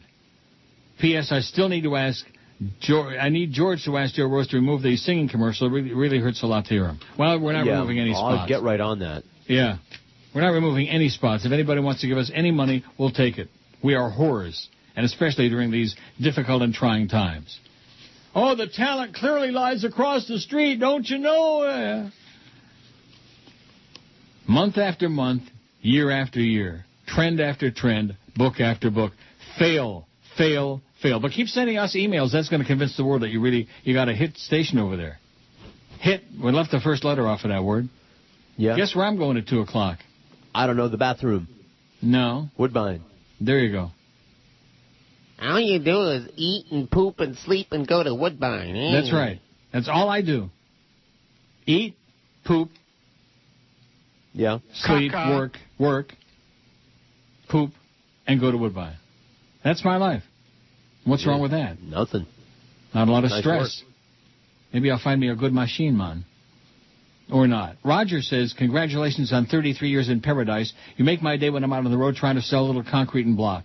The a-holes, the ass clowns, I guess he means, that say you've changed, they're just a-holes. I, for one, know I'm the same as I was 33 years ago. I'm not the same. We all change with what life throws at us. Is life throwing stuff at you? Oh, yeah, all the time. I'm ducking. In this day and time, you do what you do. You must to get by. This is chopped off. Bitching about it isn't going to change a thing. Take care and keep kicking ass. Love you. As for George, he isn't always my cup of tea. Not a shot at George. Although I live in Cooper City, I grew up in Hialeah and got over the Spicks years ago. What does that mean? He's a bigot, and he hates Spicks, and that's a shot at me. Oh. Well, thanks for the translation. Wow. Got over the spics years ago. What the hell does that mean? I didn't think that I spoke Spanish or talked about anything spickish, but you're not very spickish. Just having a Z on the end of my name is enough for him. Maybe Spigot. Yeah. Maybe he's into Freeway and Spigot. Steve, the favorites lose 70% of the races guy, says ExpressBet is good. They have a new web interface called ExpressBet Pro, which is nice and easy to use. Also, they provide a 2% rebate on bets daily to your account. Access available to most tracks. Check out, I don't want to know this stuff, because then I'll start betting on Northfield Downs and Windsor and, oh, boy. Bad. Dover Downs. Maybe I'll place a bet on Brandon Givens. What do you think? Yule Gibbons? Yeah, Yule Gibbons. Check out twinspires.com and youbet.com. Churchill owns TwinSpires, which provides free handicapping for most tracks that you place bets on. Video feeds on the sites are okay, and race replays are available. Look for sign-up bonuses such as bet your first $50, receive $50 rebate back. Oh, I like that. Bet 50 and they give you 50 back. That's called can't lose the first bet. Lester says, good to hear you again, although the time is, this time it is streaming on the web, not live in my car. Followed you daily when I lived in Fort Lauderdale many years ago. I met you and Stan Major on a remote on University Drive there. What's Stan doing these days? Don't know? Don't care. Any comment on the Randy Rhoads hiatus recently? What's up with that? Nova M. Well, there's all conflicting stories. She has problems everywhere she goes. She's her own worst enemy.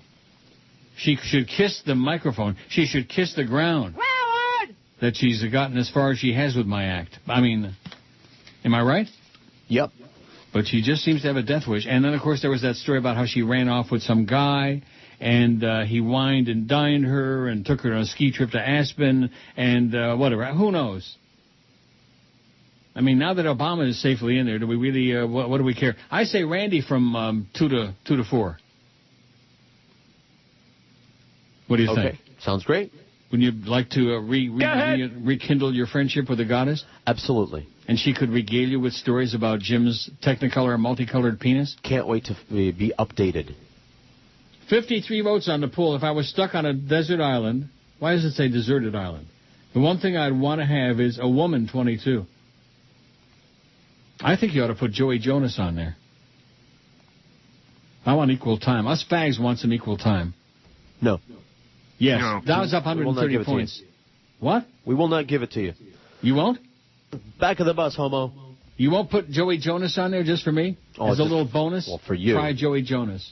O'Neill, you're a bastard. And now, getting even with telemarketers. Hello? Hi, this is calling in regards to the satellite TV company. Press 1, and our reps will tell you about it. Thank you. Please hold while we transfer your call. Hi, you're interested in our promotion with... Yeah, I heard that you guys got the DVR or something. You get one of those for free with our programming package. How many stations is on it? Right now, we're offering over 100 top-rated channels. I'm 94, so I like all the old stuff. Do you guys play Andy Griffith? Yes. Oh, plus I gotta have Matlock. That's when Andy Griffith turned into a private investigator or something. Yeah, Andy Griffith. My uncle invented Velcro. Did he? No. Do they have porn on the television stations? Porn would actually be a premium channel. I hate to watch porn when people do it with vegetables. That freaks me out. Yeah, that freaks me out too, sir. Can I get your social? It's for verification purposes. Right. It's 704 teen 19 100 teen. No. Your social security number? Oh, 11 teen 4000 1800. That's too many numbers, sir. Yeah. Can I get your social? When I put the fork in the electrical outlet, it welded my zipper together. That's funny. So can you get your social, sir? Yeah, I already gave that to you, I think. No, you didn't. You're just playing with me, huh? No. 9540. So can I get your social security number, sir? Yeah, I just like to give people numbers. I don't even know what they mean. Do you have a credit or a debit card? I'll just give you cash. I'll read the numbers off of a dollar bill. No, unfortunately. I got a $5 bill. I'll just read all the numbers off of that. 704. You're wasting my time, sir. I'm going to go ahead and hang up on you, okay? How about my porn? No. And Andy Griffith. That was weak. Yes. But it killed some good time, though. I like that. Sure did. You know what I do like? Do you have to take your daughters to see... 12:34, 26 till 1 at 560 WQAM. Used to be a hell of a station, man, years ago, and then Joe Bell came to town with his wrecking ball. Used to be a horse at Pompano Park called Anorexit, driven by the unctuous David Ingraham. Anorexit. Wow. What a memory I got, huh? And now Joe Bell wrecks it. The fake Jim Sarney's got a great email here. You ready? Strap yourself in. All right. And you don't like the fake emails. In fact, the subject is fake emails. Neil, have it from a good source inside the Lincoln Financial Building that many of your fake emails are coming from Sid and his board op. What a shock. They're obsessed with your show and often discuss it during breaks in the morning. By the way, Sid hates Joe. Not sure why, since Sid had to borrow several $1,000s from Big Dog to cover gambling debts. All right, Neil, take care. I have to get over to Barry Jackass's house. His mom is making us lunch today. Heard it was meatloaf. Yummy. The fake Jim Sarney. That's a good email. Sounds good, actually. Huh? Sounds good. What, meatloaf? Yeah. With mushrooms on it. Ooh. And gravy. Oh, yeah. Oh, meatloaf with shrooms and gravy. Ooh, baby. I haven't had that in a long time. Maybe they'll be having that at Woodbine today. In the Willows. Where even the horses wouldn't eat. But the desserts, to die for. You want to go? Yeah. Let's go right now. Let's do the show from Woodbine. I think that would be a real hoot.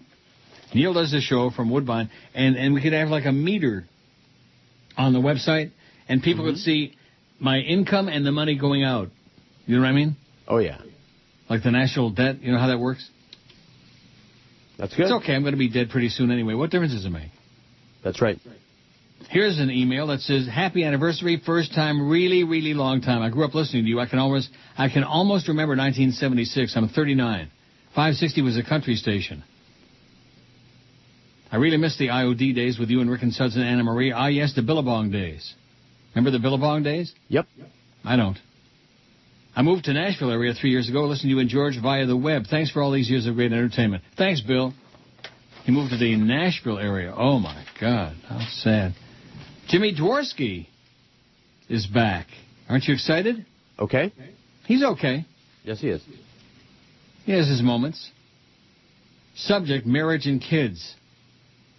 An emailer earlier mentioned that they probably wouldn't get married and have kids if they could do it all over again. I often have the same thoughts, where the past decade of my life is replaced with delusional fantasies of wild fun and banging every woman in sight. The sad truth is that if I were single again, I'd probably just be living in some lousy apartment where I'd sit alone playing video games, downloading porn, eating the Dorito crumbs off my shirt. How's that? Hindsight is always 20/20, and being single again wouldn't change the fact that I'm a big wuss. It doesn't say wuss, it's a P word. I see. I have a great wife who probably deserves better than me, and I'm doing my best to raise a smart, happy child who can think for himself with no religion. What's my point? Who the hell knows? Take care. That's right. 2 good ones in a row. Let's hear it. Oh! All right. There's hope for this subhuman race. P.S. My homeless sign would read, need bailout so I can loan you money. Wink, wink. Ah, good. That's a good one. That is a good one. Nice going, Jimmy D. There's a pretty good pile of crap here. We'll get through it too. I don't know what you get all psychotic about. Oh, Neil's not getting a whole bunch of emails in the beginning of the show today. What are we going to do? Oh, geez, the old man's going to have to take calls today. No. Yeah, that's me. What? I said, how's it going, eh? I'm not taking any calls. There you go. Yeah, that's what it'll be. You pick the day, you pick the year. Dow's up 148 points. There's Frederica. They got a guy on abroad. See, I said guy. What the hell's her name? Leo Walker. She does the business news on 680 News here. Leo Walker. Well, what is it about all the chicks with a guy's names? That's supposed to make them more credible, the fact they got a guy's name? Dow's up 151, says Leo Walker. 71 votes on the poll. If you were stuck on a desert island, what one thing would you want to have? A woman, 30. You didn't put my thing on there. Your thing? Joey Jonas. Oh, I'm sorry. I didn't know you were serious. Of course I'm serious. I got to have something to vote for. What's wrong with you? You think I want a woman? God. Nag. No comment. Where's the coconuts? Yeah. Why don't you do this? Why don't you go catch us some fish? Good thing fags don't nag. No, of course they do. Hope I spelled it right. Joey Jonas, you need help spelling which word? Joey? Jonas. There it is. Don't have any votes yet. You got it right. Nice going. All right. Woman 30, 5-gallon jug of fresh water 14, pocket knife 9, book of matches 5, the Bible 4, radio 4, bottle of rum 3, my iPod 2, a mirror 1, and none for the rest of them, including Joey Jonas. I'll take him. He's all yours. I'll wear him out. Well, let's see. What's show content? Hey, Neil, in hearing Tuesday's show on the archives, and you're both at odds about content. This is typed rapidly, obviously, with a lot of typos. I'm hearing Tuesday's show on the archives, and you're both at odds about content. You and me. Me and you. Yes. Us. Well, what I used to like about the show was not to expect anything. Every show was unique and required listening to stay in touch. Why don't you do it, all of it? Polls, callers, bedtime stories, hell. Send George on a couple of stunts with a webcam. Yeah, that should be really good on the radio. We'll do the payphone challenge. Yeah, this should be really good on the radio. Webcam. Mm-hmm. Seriously, if you mixed it up, the Chronics wouldn't know what medium you're using, but the loyal listeners would use whatever they had to contact you. I'm using a phone now on my computer tonight. Oh. Wow. Do you understand what the hell that means? Nope. Mix it up. Use it all. Do the poll and do some stories and pick your nose and kiss somebody's ass. Or hose. Yeah, kiss somebody's hose. Dow is up 147.91. An arrest warrant for Sudan's president. Wanted man. Do you care about all those African countries where people are starving to death? No. I know you don't. I don't either. Oh, Neil! You've got to stick your spoon in it, lad. Don't worry, it's not going to break. Stevie Nicks, the distinctive voice of Fleetwood Mac. Her style is unforgettable. Her lyrics, unintelligible.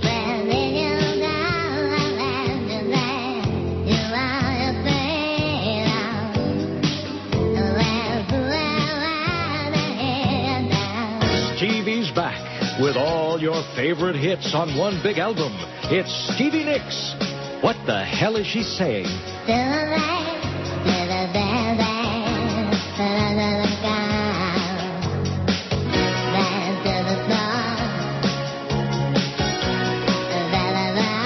Yes, all her classics are here. You'll get Me, and the incomparable...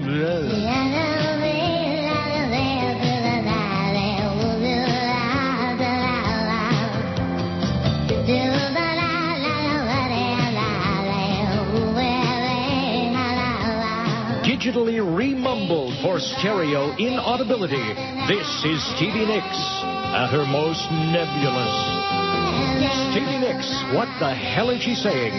Available now on Incoherent Records and Tapes. 14 to 1 at 560 WQAM. We got the big O coming along. Rock solid. At 2. Don't ask me why. Mark, longtime fan, says, let me see if I get this straight. Your show is by far the highest rated show on QAM. Across the street, LeBastard is the highest rated on his station. What's the common denominator? You are both entertainment variety type of show. Even though his is a sports show, it's not a pure sports show. It's an offbeat show that talks about other issues. With that said, wouldn't a program director try to find more of that type of talent and provide more of that entertainment type programming as opposed to putting on ex-jocks and kids right out of broadcasting school on the air? It's proven that they generally get ones and zeros in the ratings while you guys get much higher. It seems like a no-brainer. I'm not a program director, although I did stay at a Holiday Inn Express last night, says Mark. That cute? Yep. He's no PD, but he did stay at a Holiday Inn Express. Jay in Miami, the truth about Sid. JG at Spin Doctor. All right. Woo! Wouldn't you like to see where these people are and who they are? And yeah.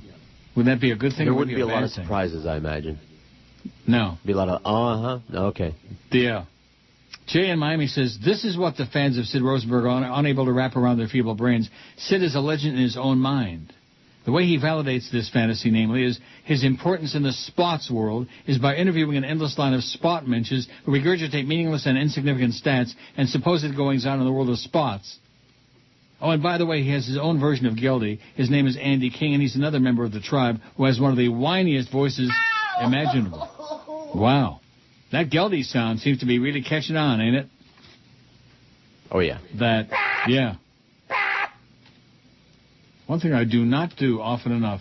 We got all those other good ones in there, and I just don't play them. I wonder why that is. You forget? There's Geldy pants. Yeah, like that, and that, and of course, and then again, that. Well, whatever. I don't see him on very much lately. Let me take a look at the weekend schedule, see if Geldy is on. Probably the Beast is on there again because he's still back. So Josh Clarence is engaged, I heard. Is that true or what? I don't know. Yeah, you don't hang with him very much, do you? Not as often as I used to, no. Beast at Mark Light, 12 to 12:50 on Sunday before UM-NC State baseball. Whoa!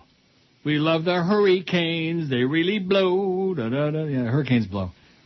I don't see no Geldy on at all this weekend. Maybe he's on the road with the Panthers or something. I don't know. We got Adam Cooperstein on Sunday, 9 to noon. Any interest? Who? What? Adam Cooperstein.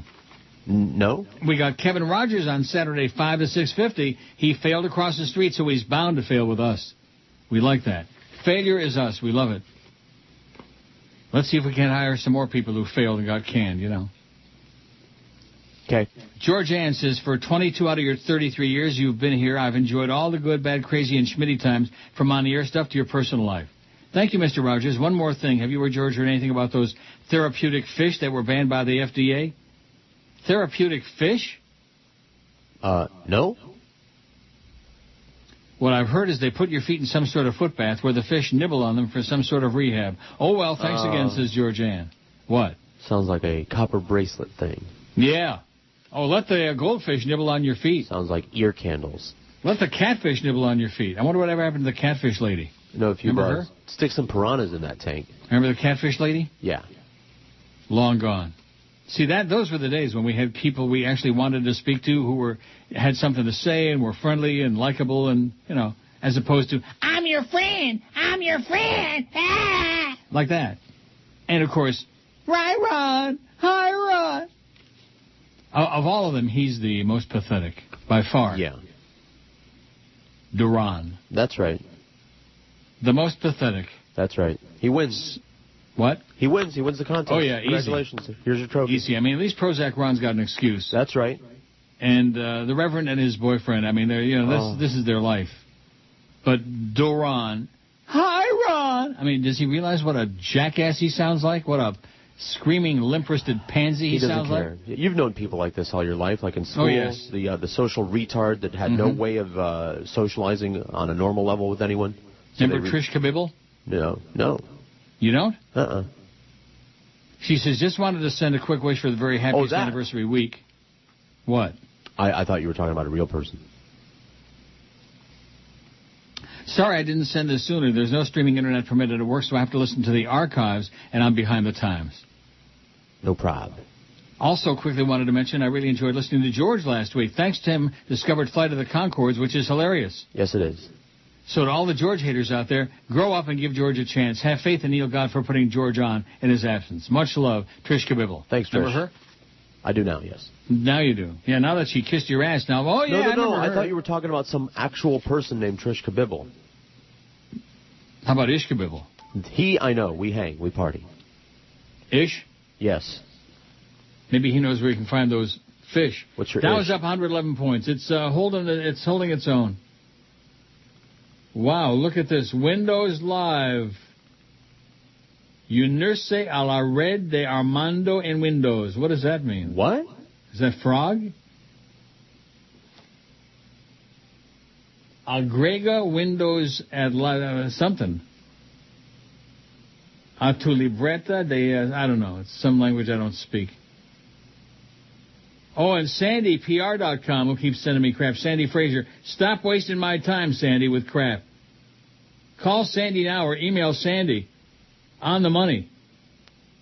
Democratic financial yada. Go away, Sandy. You know, now that Obama got in that landslide, now all these right-wing outfits are like just bombarding me with crap, you know. Yeah. It's deleted immediately, if not sooner. They're desperate. They're flailing. That's why they've got Payush on the waiting in the wings. Payush. I think a really good ticket for them would be Payush and Governor Limperist. Oh, God. No, Chris. That one. Do you think? That'd be perfect. Charlie Crist and Payush. Wow. I wonder whatever happened with that wedding that was supposed to take place that hasn't taken place yet, even though she had the baby, Sarah's daughter. Right. She had the illegitimate child out of wedlock, and they still haven't got married yet, her and that really hot boyfriend of hers. You want to know what happened? Yeah. Shut up. That's what happened.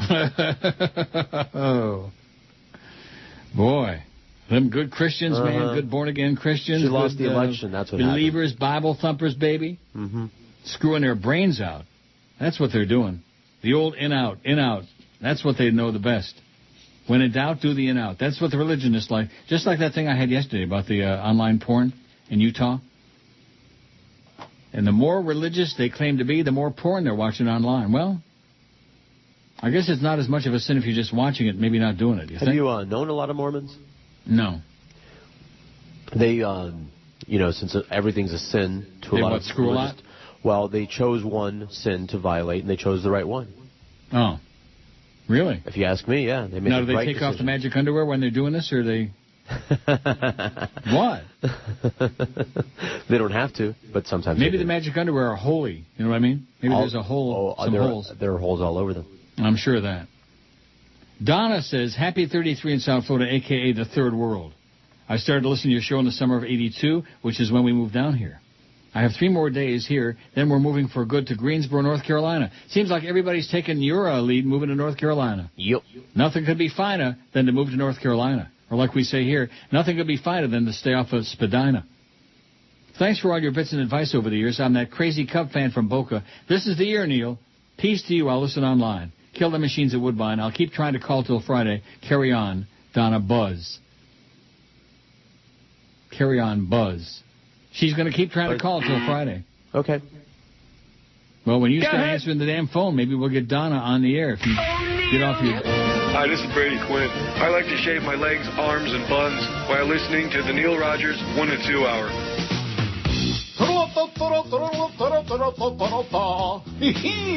I have the power of Clear Channel behind me, beaming my homespun wisdom over no less than 5 million radio stations to small towns inhabited by inbred hillbillies. And therefore, I hereby anoint myself as leader of the Republican Party and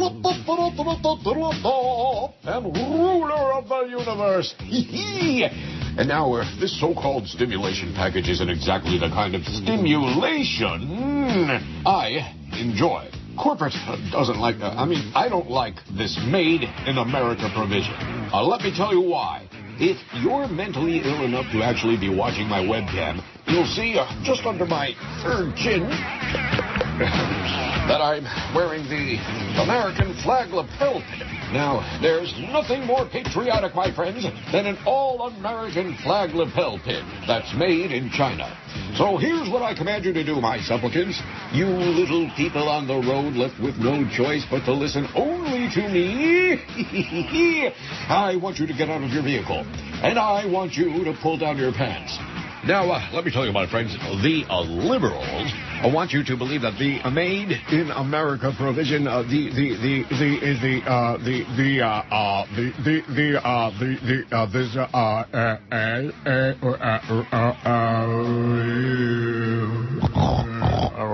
a prod. Okay, 101 at 560 WQAM. Rush is, he's the man for the right wing for the Nazis. All he needs is a paste-on mustache and lose about 100 pounds. The fake Lucy Lopez writes, so what's the story with Lucy Lopez? She doesn't appear on the show anymore now, or what? She hasn't, but not for lack of being welcome to. I think she's just busy. She's busy? Oh, a lot of people are busy. I'm busy. Happy anniversary, Neil, says the fake Lucy Lopez. So glad I found your show 9 years ago as I started college. Many days I've used the Neil Rogers Show as my reward for completing half-days classes or now half-days work. Making it to my lunch hour and listening to you and George almost always guarantees a smile on my way back in to finish the day. Sometimes on my way back in, I wonder how much more popular the show could be if only QM would promote you. What an effing shame. You and George could truly rule the airwaves if only Joe Bell would get a real antenna and give Flea the money he needs to promote your show correctly. Remember that discussion on that conference call about promotion? They were going to do this? Yeah. They were going to do trade-outs with newspapers that are going out of business? Yeah, I remember. I wish I could have heard your show back in the day, but I love it now and listen as often as possible. I think you're great. Please don't retire, and if you do, leave us George. P.S. Fire Norma can't. P.S.S. Paco is the knob polisher. Not for me, he ain't. He's polishing plenty of knobs from what I hear, but, it goes with the territory. Fish pedicures, carp rid human feet of scaly skin. The doctor fish are in. Tiny carp nibble away at scaly feet of Virginia Spa's pedicure clients. 2 people sent me this story. How do you like that? All right. These were small fish used for pedicures, popular in many places, featured on Good Morning America. It does work, but could be unhealthy, no longer legal in Florida. Fish for feet. Fish for feet. Oh, and by the way, the most hysterical, and it just goes to show you, Mr. Smarty Pants. Let me just refresh it one time. The new poll here. Joey Jonas has got 5 votes. Oh, I didn't think that you'd be the only one voting. Well, we don't have any little girls listening to this show. That's where you're wrong. Well, they might be trapped inside adult males' bodies. Other than this little girl, is that what you're trying to say? Wow. Joey. You are not alone. If I was stuck on a deserted island, the one thing I would want to have is a woman 53, 5-gallon jug of fresh water 21, pocket knife 14, book of matches 9, a radio 6, Joey Jonas is tied with a Bible 5, and a bottle of rum. What about Joey Jonas, the Bible, and a bottle of rum? Oh, God, that's good, you could say. A mirror 4, my iPod 2, portable DVD player, and the movie Castaway 2, heavy blanket 1, bag of Doritos, and flashlight none. You'd only need the flashlight if Joey hid in the dark all the time. Or that woman. That nameless, mysterious woman. You want to hear about the fish? Yeah, I do. You're supposed to say... Oh, sorry. Go ahead. Ready for the latest in spa pampering? This is from ABC News. Prepare to dunk your tootsies in a tank of water and let tiny carp nibble away. Fish pedicures are creating something of a splash in the D.C. area, where Northern Virginia Spa has been offering them for the past 4 months. John Ho, who runs the Yvonne Hair and Nail Salon with his wife Yvonne Lee, said 5,000 people have taken the plunge so far. This is a good treatment for everyone who likes to have nice feet, Ho said. He said he wanted to come up with something unique while finding a replacement for pedicures that use razors to scrape off dead skin. The razors have fallen out of favor with state regulators because of concerns about whether they're sanitary. Ho was skeptical at first about the fish, which are called Gara rufa, but typically known as doctor fish. They were first used in Turkey and become popular in some Asian countries. I'm going to open up an office. I'm going to call myself Dr. Fish. There you go. And I'll hire, Abe Vigoda to work in the orifice. Cute. He's still alive. He's what? I know, that's why I said it. Okay. But Ho doubted they would thrive in the warm water needed for a comfortable foot bath, and he didn't know if customers would like the idea. I know people were a little intimidated at first, Ho said, but I said, let's give it a shot. Like Robert Duvall said in Network, let's give it a shot. Tracy Roberts, 33, of Rockville, Maryland, heard about it on a local radio show. She said it was the best pedicure I ever had, and spread the word to friends and coworkers. I'd been an athlete all my life, so I always had calluses on my feet. She said this was the first time somebody got rid of my calluses completely, she'd be saying. First-time customer Kaneen Reese, 32, of Washington, described the tingling sensation created by the toothless fish. It kind of feels like your foot's asleep, she said. It's a toothless fish. Indeed. The fish don't do the job alone. After 15 to 30 minutes in the tank, customers get a standard pedicure made easier by the soft skin the Dr. Fish leave behind. He believes his is the only salon in the country to offer the treatment, which costs $35 for a number of minutes. That's chopped off. And $50 for 30 minutes. Well, that's a bargain. The spa's got more than 1,000 fish with about 100 in each individual pedicure tank at any given time. Dennis Arnold, a podiatrist who 4 years ago established the International Pedicure Association, said he had never heard of the treatment and doubts it'll become widespread. I think most people will be afraid of it, he said. Hey, you want a bunch of fish nibbling on your feet? Sure, why not? Customer Patsy Fisher, 42, of Crofton. What? Fisher. Get it? Patsy Fisher, 42, of Crofton, Maryland, admitted she was nervous as she prepared to do her first fish pedicure, but her apprehension dissolved into laughter after she put her feet in the tank and the fish swarmed to her toes. It's a little ticklish, actually, she said. Maybe you ought to let them swim around your rectum. I don't know. Host said the hot water in which the fish thrive doesn't support much plant or aquatic life, so they learned to feed on whatever food sources were available, including dead flaking skin. You ever have flanking skin? That's like arching legs. Arching legs. They leave skin alone because without teeth they can't bite it off. In addition to offering pedicures, Ho hopes to establish a network of Dr. Fish massage franchises and is evaluating a full-body fish treatment that, among other things, could treat psoriasis and other skin ailments. Maybe I should let some fish nibble in my fingers there, although it's pretty much healed now thanks to that mung that I put in there. That goop? That goop, yeah. Host spent a year and $40,000 getting up the pedicures up and running with a few hiccups along the way. State regulations make no provision for regulating fish pedicures, but the county health department, which does regulate pools, required the salon to switch from a shallow communal pool that served as many as 8 people to individual tanks in which the water is changed for each customer. Well, you don't want to have a communal pool. That depends on who's in it with me. Oh. The communal pool, how about Joey Jonas? Also presented its own problem. At times the fish would flock to the feet of an individual with a surplus of dead skin, leaving others with a dearth of fish. A surplus of dead skin? That sounds gross. That would be like guys with a surplus of foreskin. It would sometimes be embarrassing for them, but it was also really hilarious, Ho be saying. Well, I wonder if Jolly Joe knows. Ho, ho, ho! You think? He still didn't send me any message. I mean, it's not that I care that much. Not that it would mean anything coming from him, but... Maybe he sent you a message and you just didn't see it. No. Maybe he just flipped you off from down here. No, I'm sure of that. I'm sure that goes on every day. Let me take a look at my Yahoo. Oh, I got a couple of new... Oh, look at that new message from Marty Brown. Don't miss the opportunity to buy Viagra. That's all I get. Viagra, Cialis, Viagra. Soft Cialis, no less. And so, of course, soft Cialis. Why would you not? Yeah. I mean, you talk about a misnamed product. I know. Why would you want it hard? Cialis? Yeah. Just saw her. Margaret Brower says, buying Viagra, blah, blah, blah, blah, blah, professional. Yeah, screw you, honey. Buying Viagra. It's like an epidemic. Okay, moving along. Still got a pile here. I think we can make it till 2 o'clock. You think? Oh, yeah. Then we got those ratings coming out tomorrow, and I'm going to tell you, I'm going to read every number. We're going to digest them, and we're going to puke them out. And when in doubt, everybody in the business listens on the day the ratings come out, on the edge of their seats. I wonder if any English-speaking people got diaries this time. You think? Hola. No, probably not. Where the hell would they find them? No speaking English. No se habla inglés aquí. Okay. Paul Cavanaugh in Delray Beach writes, I guess he's an ex-radio guy. I never heard of him. Congratulations. I listen to your show when I can. I want to thank you for continuing to deliver radio for what it's supposed to be, entertaining to both the audience and the host. Yeah, I'm entertained. I entertain myself. I'm amused. However, keep in mind that my ass was finally canned out of this lousy, stinking business after so many it's chopped off. A bunch of years and 2 weeks. I don't know how many. After 8 years and 2 weeks, 31. I can't read it. To my memory, our paths have only crossed on 2 occasions. The first was when you were doing all-night show for about a week at WJNO back in 1977. I wasn't at JNO in 77. It was 75. Back then, you still had hair and I didn't.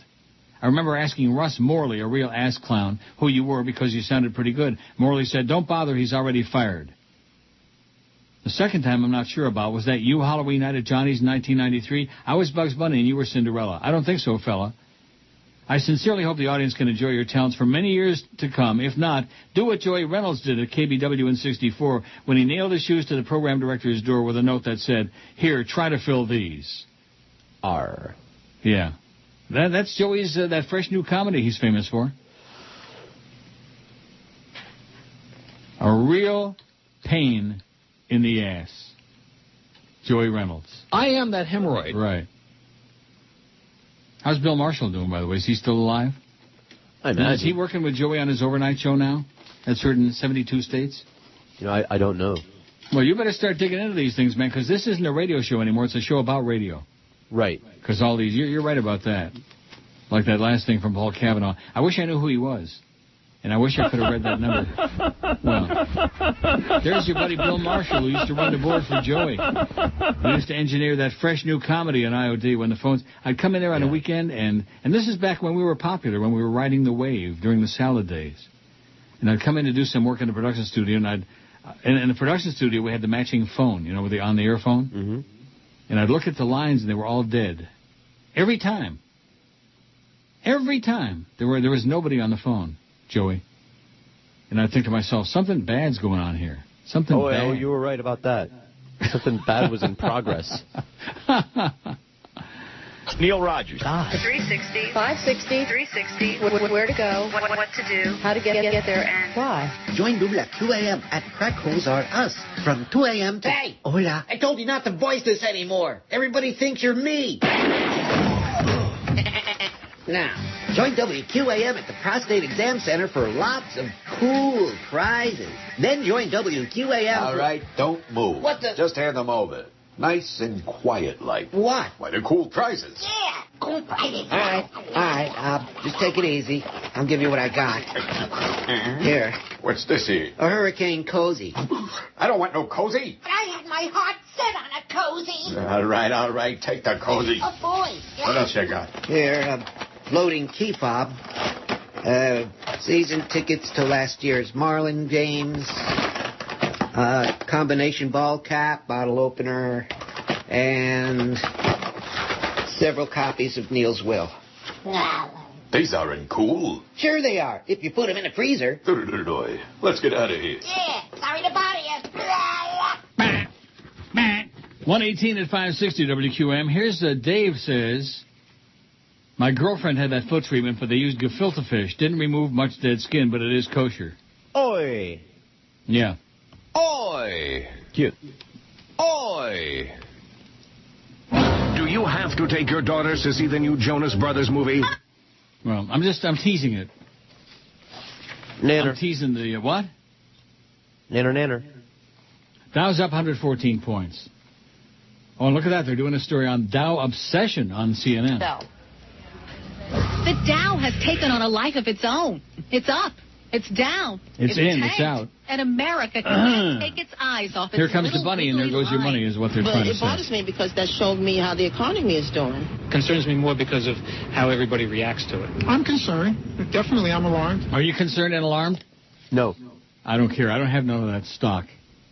Schlock. 160 votes on the poll, and Joey Jonas has got 9. He's moving on up. 1, 2, 3, 4. He's 5th on the list, and right behind a book of matches. Which you'd probably like to set him on fire with it. Joey Jonas? I think he's already... Blaming. But what do I know? No, I ain't got nothing against him, although I know you'd I'd like to. to have. Yeah. I'd like to have something against him. Yeah? Your torso? Oh, baby. Your pelvis? Cliff and Kendall says, I just returned from a wedding in Syracuse. You're absolutely correct. The weather is brutally cold, but the people are friendly and warm and want to hear the words please and thank you more times over my 2-day visit to New York than I've heard in the last 12 months in Miami. The recession doesn't seem to have hit New York as hard as Florida. Their real estate bubble never really happened there, and their unemployment isn't anywhere near as bad as Florida. But wow, is it cold. Yeah, it's colder than hell here, too, baby. But it's starting to warm up. It's going to be 48, like 50, Friday and whenever. The new H&J concourse at Miami International Airport is awesome, and it better be awesome because it was finished 3 years behind schedule and is $1 billion over budget. Yeah, the H concourse, I came through there one time, and that's why I decided strictly Fort Lauderdale for me from now on. I'm glad you like it, Cliff. I don't. Well, Cliff lives in Kendall, so, you know, he's not going to fly into Fort Lauderdale, right? I imagine. There were so many Europeans traveling, I guess the weak dollar is encouraging the Euro trash to visit the U.S., but overall they seem pretty nice. Yeah, I've intermingled with some pretty nice Europeans. One strange thing that happened during my trip was when I was stranded at the Syracuse airport due to the blizzard hit the Northeast on Monday. I was cornered by a local TV news crew. They wanted to know if I was upset that my flight had been canceled. When I told them I was from Miami, they were amazed. What the heck are you doing here, they asked. I told them Miami may be warm, but the people are not. Even so, I was glad to get home. Happy 33 years, Cliff and Kendall. Quite a story there, quite a tale, huh? What a wicked web we weave when we practice to deceive. Complaints, critiques, and life instruction. Liposuction. I think we've eliminated most of that for most of today, haven't we? I imagine. Since I reread that masterpiece from the fake Doug.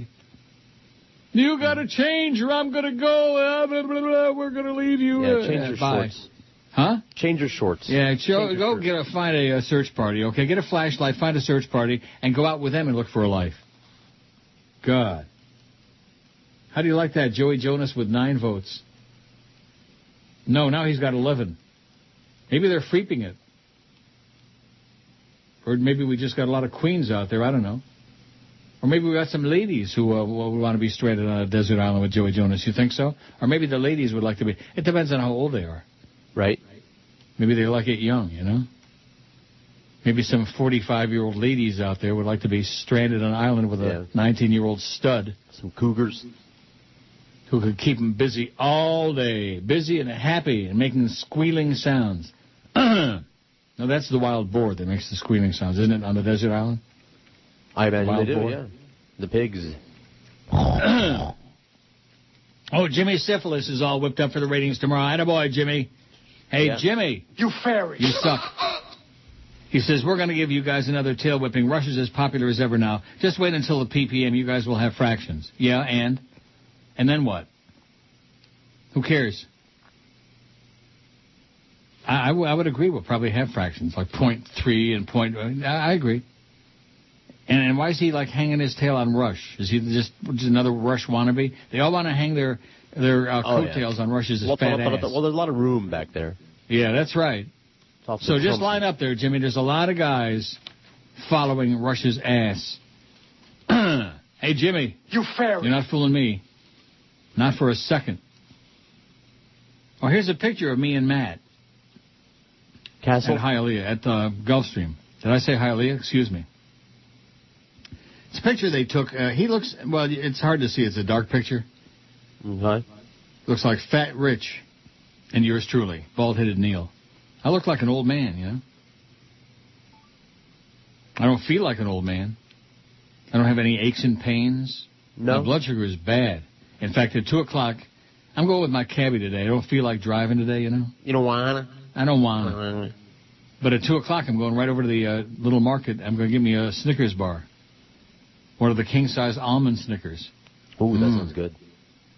Have you had the new almond Snickers? I'm no, sure I you wanna. have. You haven't? I haven't. Oh, I love almonds. I love chocolate with almonds. You'd go nuts. No pun intended. You'd have a party in your colon. Matt Woodward says, happy anniversary. Been with you since Zeta. Will be here till the end. This is the end. On another note, I ran into Kimba Beaucamper at a Starbucks in Plantation today. He was sitting by himself with a cap on, looking at a date book or some crap. As I was leaving, I said, hey, Kim. He heard what I said but didn't even look up. I just wanted to tell him that I enjoyed his sports bar. I guess he couldn't be bothered. There wasn't an ass clown. Doesn't say clown, but... How do you like that? Wouldn't even look up. Didn't want to interact with his followers out there, with his people. Kimba. Well, that's his wooden personality, you know. P.S. I sent an email about Jerry Witchner a while back saying how funny the story you were telling was. Email had to do with the purple jelly beans, the Ho Chi Minh Trail, and your imitation. It had nothing to do with gunplay. As you were reading my email, you said, and this will give you the kind of sense of humor that Matt has. After I mentioned the story about the gun incident you were telling, I just meant the story the way you told it was funny, not what actually took place. My sense of humor is just fine, thank you. Don't get testy and uptight now, Matt. Wow. I know it's just a radio show, and yes, I'll get a life. And then there's a picture of me and Matt at Gulfstream. We'll have to do another one of those deals this summer. What do you think? I think it's an And this time I'll wear a short-sleeve shirt. Yeah. Well, no, I put that on here. I don't know why. No, I understand. Happens all the time. What do you mean by that? When you forget where you're going sometimes. No, but it was the middle of the summertime. It's not like it was cold here or something like that. And you know me, I never wear long-sleeve shirts. Almost. Right. I only own like 3 or 4 of them. Well, the opposite is worse. You could have done that. A lot of people do that. They go north. They take a flight north and they forget to take a jacket. Yeah, like the time I left my jacket down there in the wintertime. Remember that? Yep. Left my jacket on the chair in my house. I get to the airport and I thought, gee, I forgot something here. I'm going to where it's freezing, like the end of the world, middle of the wintertime, and I got no coat, no jacket, no nothing. Had to take a gypsy cab driver at the gypsy limo at the airport at Pearson. And, man, was it cold. But you know what? I survived and I'm still here. Still alive. Neil Rogers God. Do you have to take your daughters to see the new Jonas Brothers movie? Oh my God, the Jonas Brothers! You need the Jonas Brothers Movie Survival Kit. Each survival kit comes with a sleep mask so you don't have to watch, earplugs so you don't have to hear, and a cyanide capsule just in case the mask and plugs don't work. Oh my God, the Jonas Brothers! The Jonas Brothers Movie Survival Kit. You can make it. The film is only 76 minutes long. Oh my God, the Jonas Brothers! Give me those earplugs. Oh my God, the Jonas Brothers! And the cyanide. Oh my God! The Jonas Brothers 3D Concert Experience Survival Kit. It's too late for me. Save yourselves! Oh, man. Now, you taking your little kid to go see that? No. Remember, it's the 20-year-old that likes the Jonas Brothers. She likes Joey. Right. And? That's it. She's going to go see it? I doubt it. With her 3D glasses? I'm sure she'll wait for it to come on cable. Well, how do you watch it on cable when it's in 3D? They've done that before, you know. Where do you get the 3D glasses? You can buy them. You can order them. I could pull them out of this basket right over here. A tisket, a tasket? You find some in your basket? Mm-hmm. Wow. I wonder if Joey Jonas has 3D glasses in his... well, anyway, let's see how the poll's coming. 182 vote, and Joey's got 12 votes. He's a solid fifth. A solid fifth. Rock solid. I'll bet he is. Anyway, let's get back to sex. Moscow, he won the bet but lost his life. Police say 2 women bet their friend Sergei Tuganov, or is that Tugadov, that he couldn't keep up with them during a 12-hour sex marathon. The prize, $4,300. Tuganov took the bet, decided to boost his chances of winning by downing a bottle of Viagra. It worked. He won the wager. But just minutes later, the 28-year-old mechanic died of a heart attack, Moscow police said. We called emergency services, but it was too late. There was nothing they could do, said one of the female participants who identified herself only as Alina. Black Belt Jones sent that in. Thank you, Black Belt, whoever you are. What a way to go. What? Yeah, what a way to go. I wonder what they did with the $4,300. We could use it. Yeah. Sean says, happy anniversary. 33 is a heavy number. Jesus was 33 when Pilate sent him off to play on the Timber Monkey bars. George Harrison released his album 33 1/3 when he was 33 1/3 years old. 33 appears mysteriously on every bottle of Rolling Rock beer. 33 is the atomic number of arsenic. Thanks for doing all the fetching about your boss that none of us are able to do. Thanks for discontinuing the Luis Miguel sign-offs because every time I heard his voice, I could feel myself turning gay. So here's to you, Uncle Neil, you godless, slot-plunging, wetback subsidizing, Brady Quinn drooling, Corvette upholstery soiling, underwear tossing, Amsterdam street smacking, father-hating, brother estranging, drunken hetero date botching, foot oiling, some young guy slurping, degenerate old poof. Oh, yeah, my girlfriend wishes you well, too. You should feel honored because usually she's as mean as a snake, says Sean. Mean as a snake? How do you like that? Maybe she's got lots of ventum. That should have been the first tip-off to us about the sports crowd. Yeah.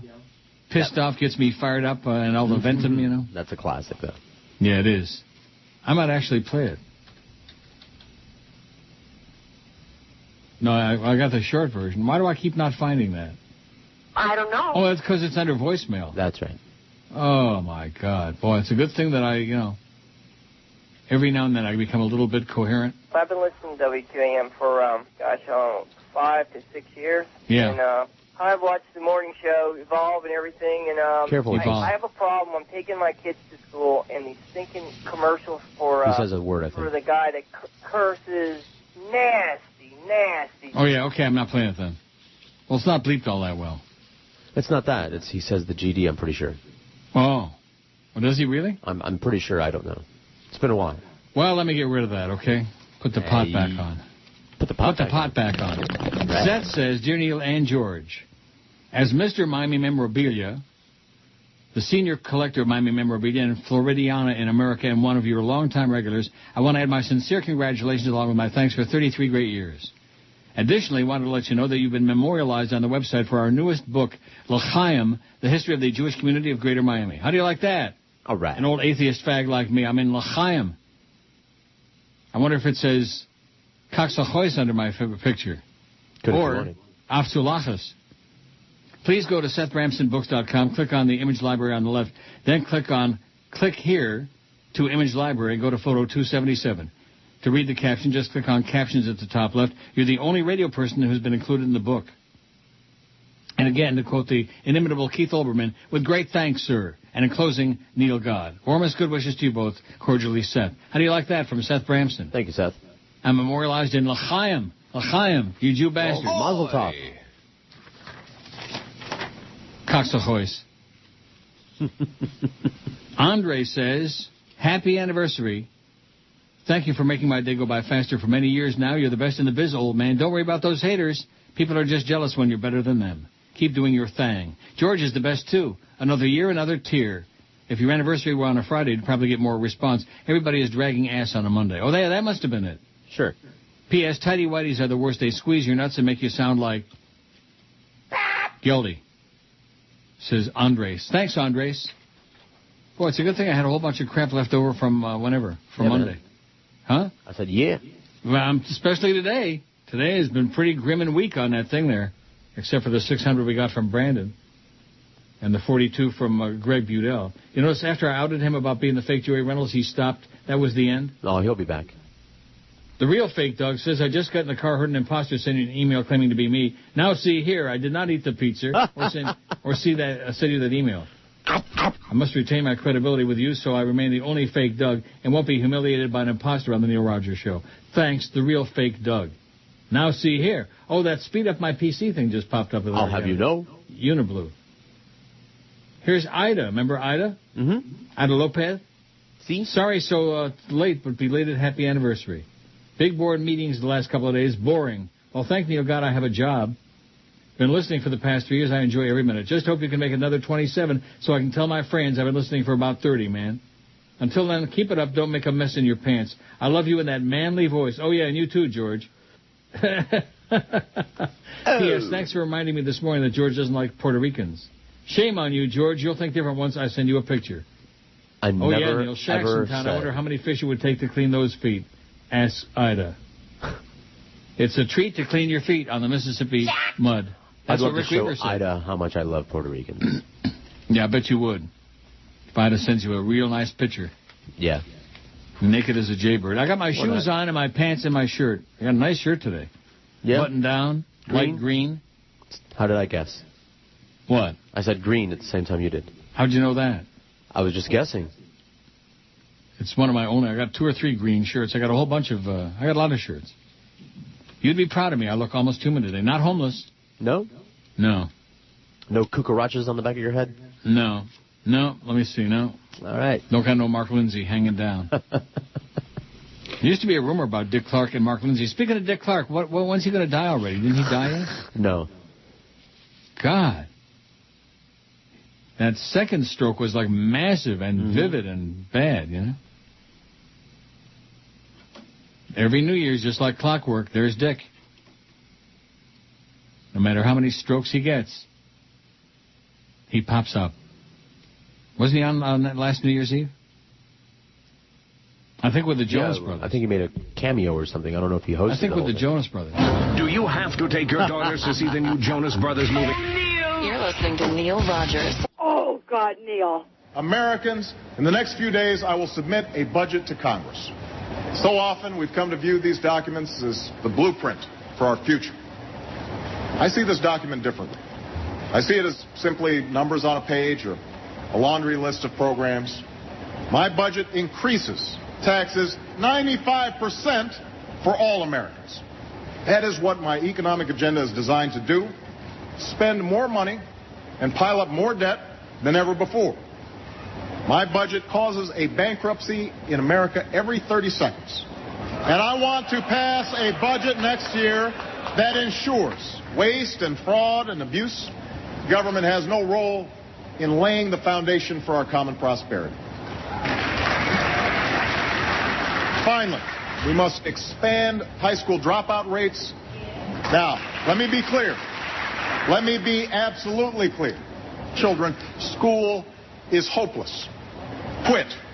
Thank you. All right. Retire. Thanks, Mr. Prez. 144-1602 at QM. We got through today, okay? It was just fine. Yes. Oh, we're fine. That's fine. Not like what you were saying in the beginning there. Oh, geez, the old man will never make it till 2 o'clock. We only have 400 emails. You get so panicky. I know. I just can't help That's it. the part about you that is so alarming. I need more Valium. Panicky. Yep. Yeah, you need better drugs. When next time George is out at Gulfstream, when is that going to be, by the way? It's typically once a month, so I assume in a month. Like the ass half of March? I don't think they've set a date yet. The ass part of March? I imagine. Mike says, not sure if Georgia yourself has checked out the new feature on the QAM website for stripped down sports. Did you see that? Check out the QAM website. It's got a bunch of strippers. Not naked, of course, but if not, in a nutshell, there are bikini-clad women talking about sports and jumping around. Not sure what demographic they think these nasty strippers are attracting with these fake, nasty bolt-on fun bags, but nevertheless. Nice job, Jolly Joe, in putting money toward the website on this effort. You suck, Jolly Joe, says Mike. Well, we know that. Still never sent me no email saying, hey, what's all this talk about? You're 33rd? Yeah, screw you, Joe. Take care of your wall of football, man. I know there ain't no football going on now, and there ain't going to be for a long time, but take care of your wall of football. Maybe Jolly Joe could go out and get a search party for those 2 drowned football players. What do you think? Especially if it costs a lot of money. Yeah. Send the Big O out on assignment. Oh! 27th, by the way. 27th of March, you're at Gulfstream? Yes. Great. Let me think about that vacation stuff. And now that you told me that it doesn't really make any difference, I'm not going to worry about it. Don't worry about it. It all depends on if somebody really wants to get off his ass and go get his visa or not and go visit the USA. It's all good, man. You can even tell me the day before. Really? Yeah. Oh, I'm going on vacation right now. Bye. Johnny says, I can't write to you in Georgia. Times I'm out working and you don't take calls. That's right, Johnny. We don't take calls. How do you like that? We didn't take any calls today. Have a very happy anniversary. We all love you, even if we don't email, says Johnny. Thank you, Johnny. Felicidades, Neil. C. With a Z on the end? Felicidades? I don't know. That's your area of expertise. Hardly. I beg your pardon? Only had like 4 years of Spanish class, you know. Really? Yeah. I Here, had 3. in America. I had 3. Actually, I take that back. 3 years. Wow. 1 in elementary and then 2 in high school. That is really... Incredible. Mm-hmm. Ashley says, wishing you a very happy and wonderful 33rd anniversary from Fort Lauderdale. Your daily broadcasts always make my days better. I think the promotion department really failed on an important day to commemorate your contributions and to put together something special to make you happy and to thank you. They didn't put together anything. They didn't even, send me their worst wishes, much less anything else, and then flee with that phony, belated, oh, jeez, yeah. So with great respect, I send you my thanks. Right now I'm baking my husband an atomic cake for his birthday. Have you ever tasted one? I don't even know what that is. Me either. An atomic cake? Now, wait till you hear this. Took your advice on the advertisement of Bluebell ice cream. See, it wasn't an advertisement. It was just a free plug because everybody and their brother out there was sending us email. Oh, Bluebell is going to be sold at Publix, like that, you know. We tried the homemade vanilla, which was spectacular. Never heard you say you tried any flavors, have you? No, we don't have Bluebell here. Maybe because there aren't any Publixes in Toronto. That's right. Maybe there's Bluebell at the Dominion. I'll have to check it out. Not. I don't want no ice cream. They got all those great desserts at the Willows and the Woodbine. I'm going to have a meal there again today, I think. I'll be thinking about this show while I'm sitting there. And you think so? I don't know. Friday, 50 degrees on Friday. Well, and Saturday night, by the way, turn your clocks ahead. We go back on daylight time. All right. Saturday night when you go to bed. Wishing you a happy day. Hope the station will make your day special for you, says Ashley. P.S. Listening to George when you're not there is fantastic and interesting listening. How do you like that? Wow. That's what Ashley says. Thanks, Mom. 10 on Friday, 4 tomorrow, 6 on Saturday, and 9 on Sunday. And we go to daylight time on Sunday. Oh, happy day. I hate standard time. I just wish they would just keep it the way it is. Keep it on daylight time. On daylight savings time. Right, That's all fine. year round. So there's jerking us around with the changing Standard time, in the dead of winter, it gets dark like 4:30 in the afternoon. That's Who the hell wants that? Who the hell wants that? Not me. God. 200 votes even on our second poll here today. What do we do on the first one? Who knows? View the previous. Something. Oh, 984. So we did we're going to do 1,200 votes today between the two polls. That's a real feather in our cap. And tomorrow, speaking of numbers, tomorrow we'll find out the numbers. All you guys across the street that talk a big game. Other than Bastard, you got nothing. Nothing. And by the way, how come if our numbers don't mean anything, how come his numbers mean something? Isn't that an interesting question, huh? Uh-huh. How's Sidney? Sidney the kidney? Yeah. If we do well, it doesn't mean anything. But if LeBastard does well, oh, he's the big talk of the afternoon, blah, blah, blah. You know, that's all they got. They're a one-note Charlie. Oh, there's that thing again with Charlie. Uncle Charlie? Yep. Joseph Cotton? Mm-hmm. I don't think that was the right movie, whoever sent that. I guess it was. I don't know. You don't know? I don't remember seeing it. It sounds familiar, but I don't remember, you know. Misha says, wish I could listen to all 33 years, but I'll take what I can get. You're the best. Love you. Your sister listener, Misha. P.S. Cristiano Ronaldo still looks great. Yes, he does. I wouldn't mind having him hanging around on the desert island in case Joey got worn out. Cristiano Ronaldo. Wow. We could kick the old soccer ball around. Joey Jonas has 15 votes, by the way. Eat your heart out. He's only 2 behind the book of matches. He's right under a book of matches. That's why he is really... Yeah. That's why he's so hot. Joey Jonas under a book of matches. I guess if you don't smoke, you don't use books of matches. It depends on what you want to set fire to. Remember the old matches we used to in the box? What do they call those? Diamond? Wooden matches? Yeah, wooden matches. Blue Diamond? Blue Diamond, that's it. That's right. Very good. Mm-hmm. Remember those? Oh, yeah. They still make them. But I mean, you don't use them. They still have them. Who doesn't use them? You use them? All the time. To light the oven, maybe? Yes, that's exactly what I like with them. Ephraim in Baton Rouge says, I've been a listener and a huge fan since '89. Your sustainability is so damned impressive. It takes some serious skill to talk and be entertaining for 4 hours every day without specific topics and or guests. No one else but you can pull this off. Says Ephraim in Baton Rouge. Remember him? Yes, he's always there. Oh, good. I'm real happy for you. Boy, they're pounding on something over there. They're starting some construction here in the building yet. Good thing I'm getting out of here in like 48 seconds, not that I'm counting. Jim says, been listening for about 20-plus years, was in the car once with my dad. He was laughing about your story about seeing some young, hot guy, maybe in the melting pot at a restaurant, and how you fell instantly in love. Next day, I told him I was gay. Thanks for great, entertaining years, Jimmy. Isn't that quite a story? That is nice. Heard me mooning about some hot young you inspired a lot of people. I keep hearing that from people over the years. To come out of that damn closet. Right. Too crowded there in the closet. Come out. Too late for Mervyn, though. Mervyn. Can you hear them banging? I guess you can't hear it. No. Must be my lucky day. I'm going to take 10 times as much money to Woodbine today as usual because it's going to be my lucky day. I'm going to plunge my guts out. You're listening to Neil Rogers. Picture bad day to quick sniffing glue. He do the Rush Limbaugh, bouncing off the walls in a rehab room. He do the Rush Limbaugh, Limbaugh. He do the Rush Limbaugh, Limbaugh.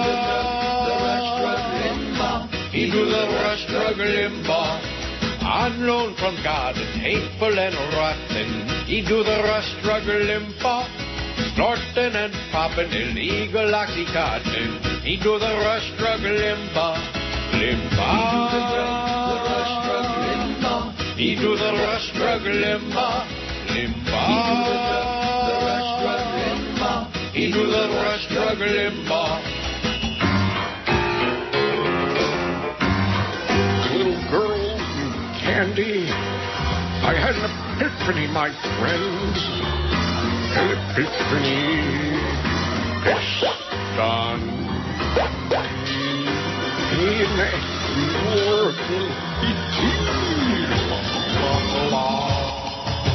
Under the rug is where the story's going. He do the Rush Limbaugh, damage control so they can pigeonhole it. He do the Rush Limbaugh, Limbaugh.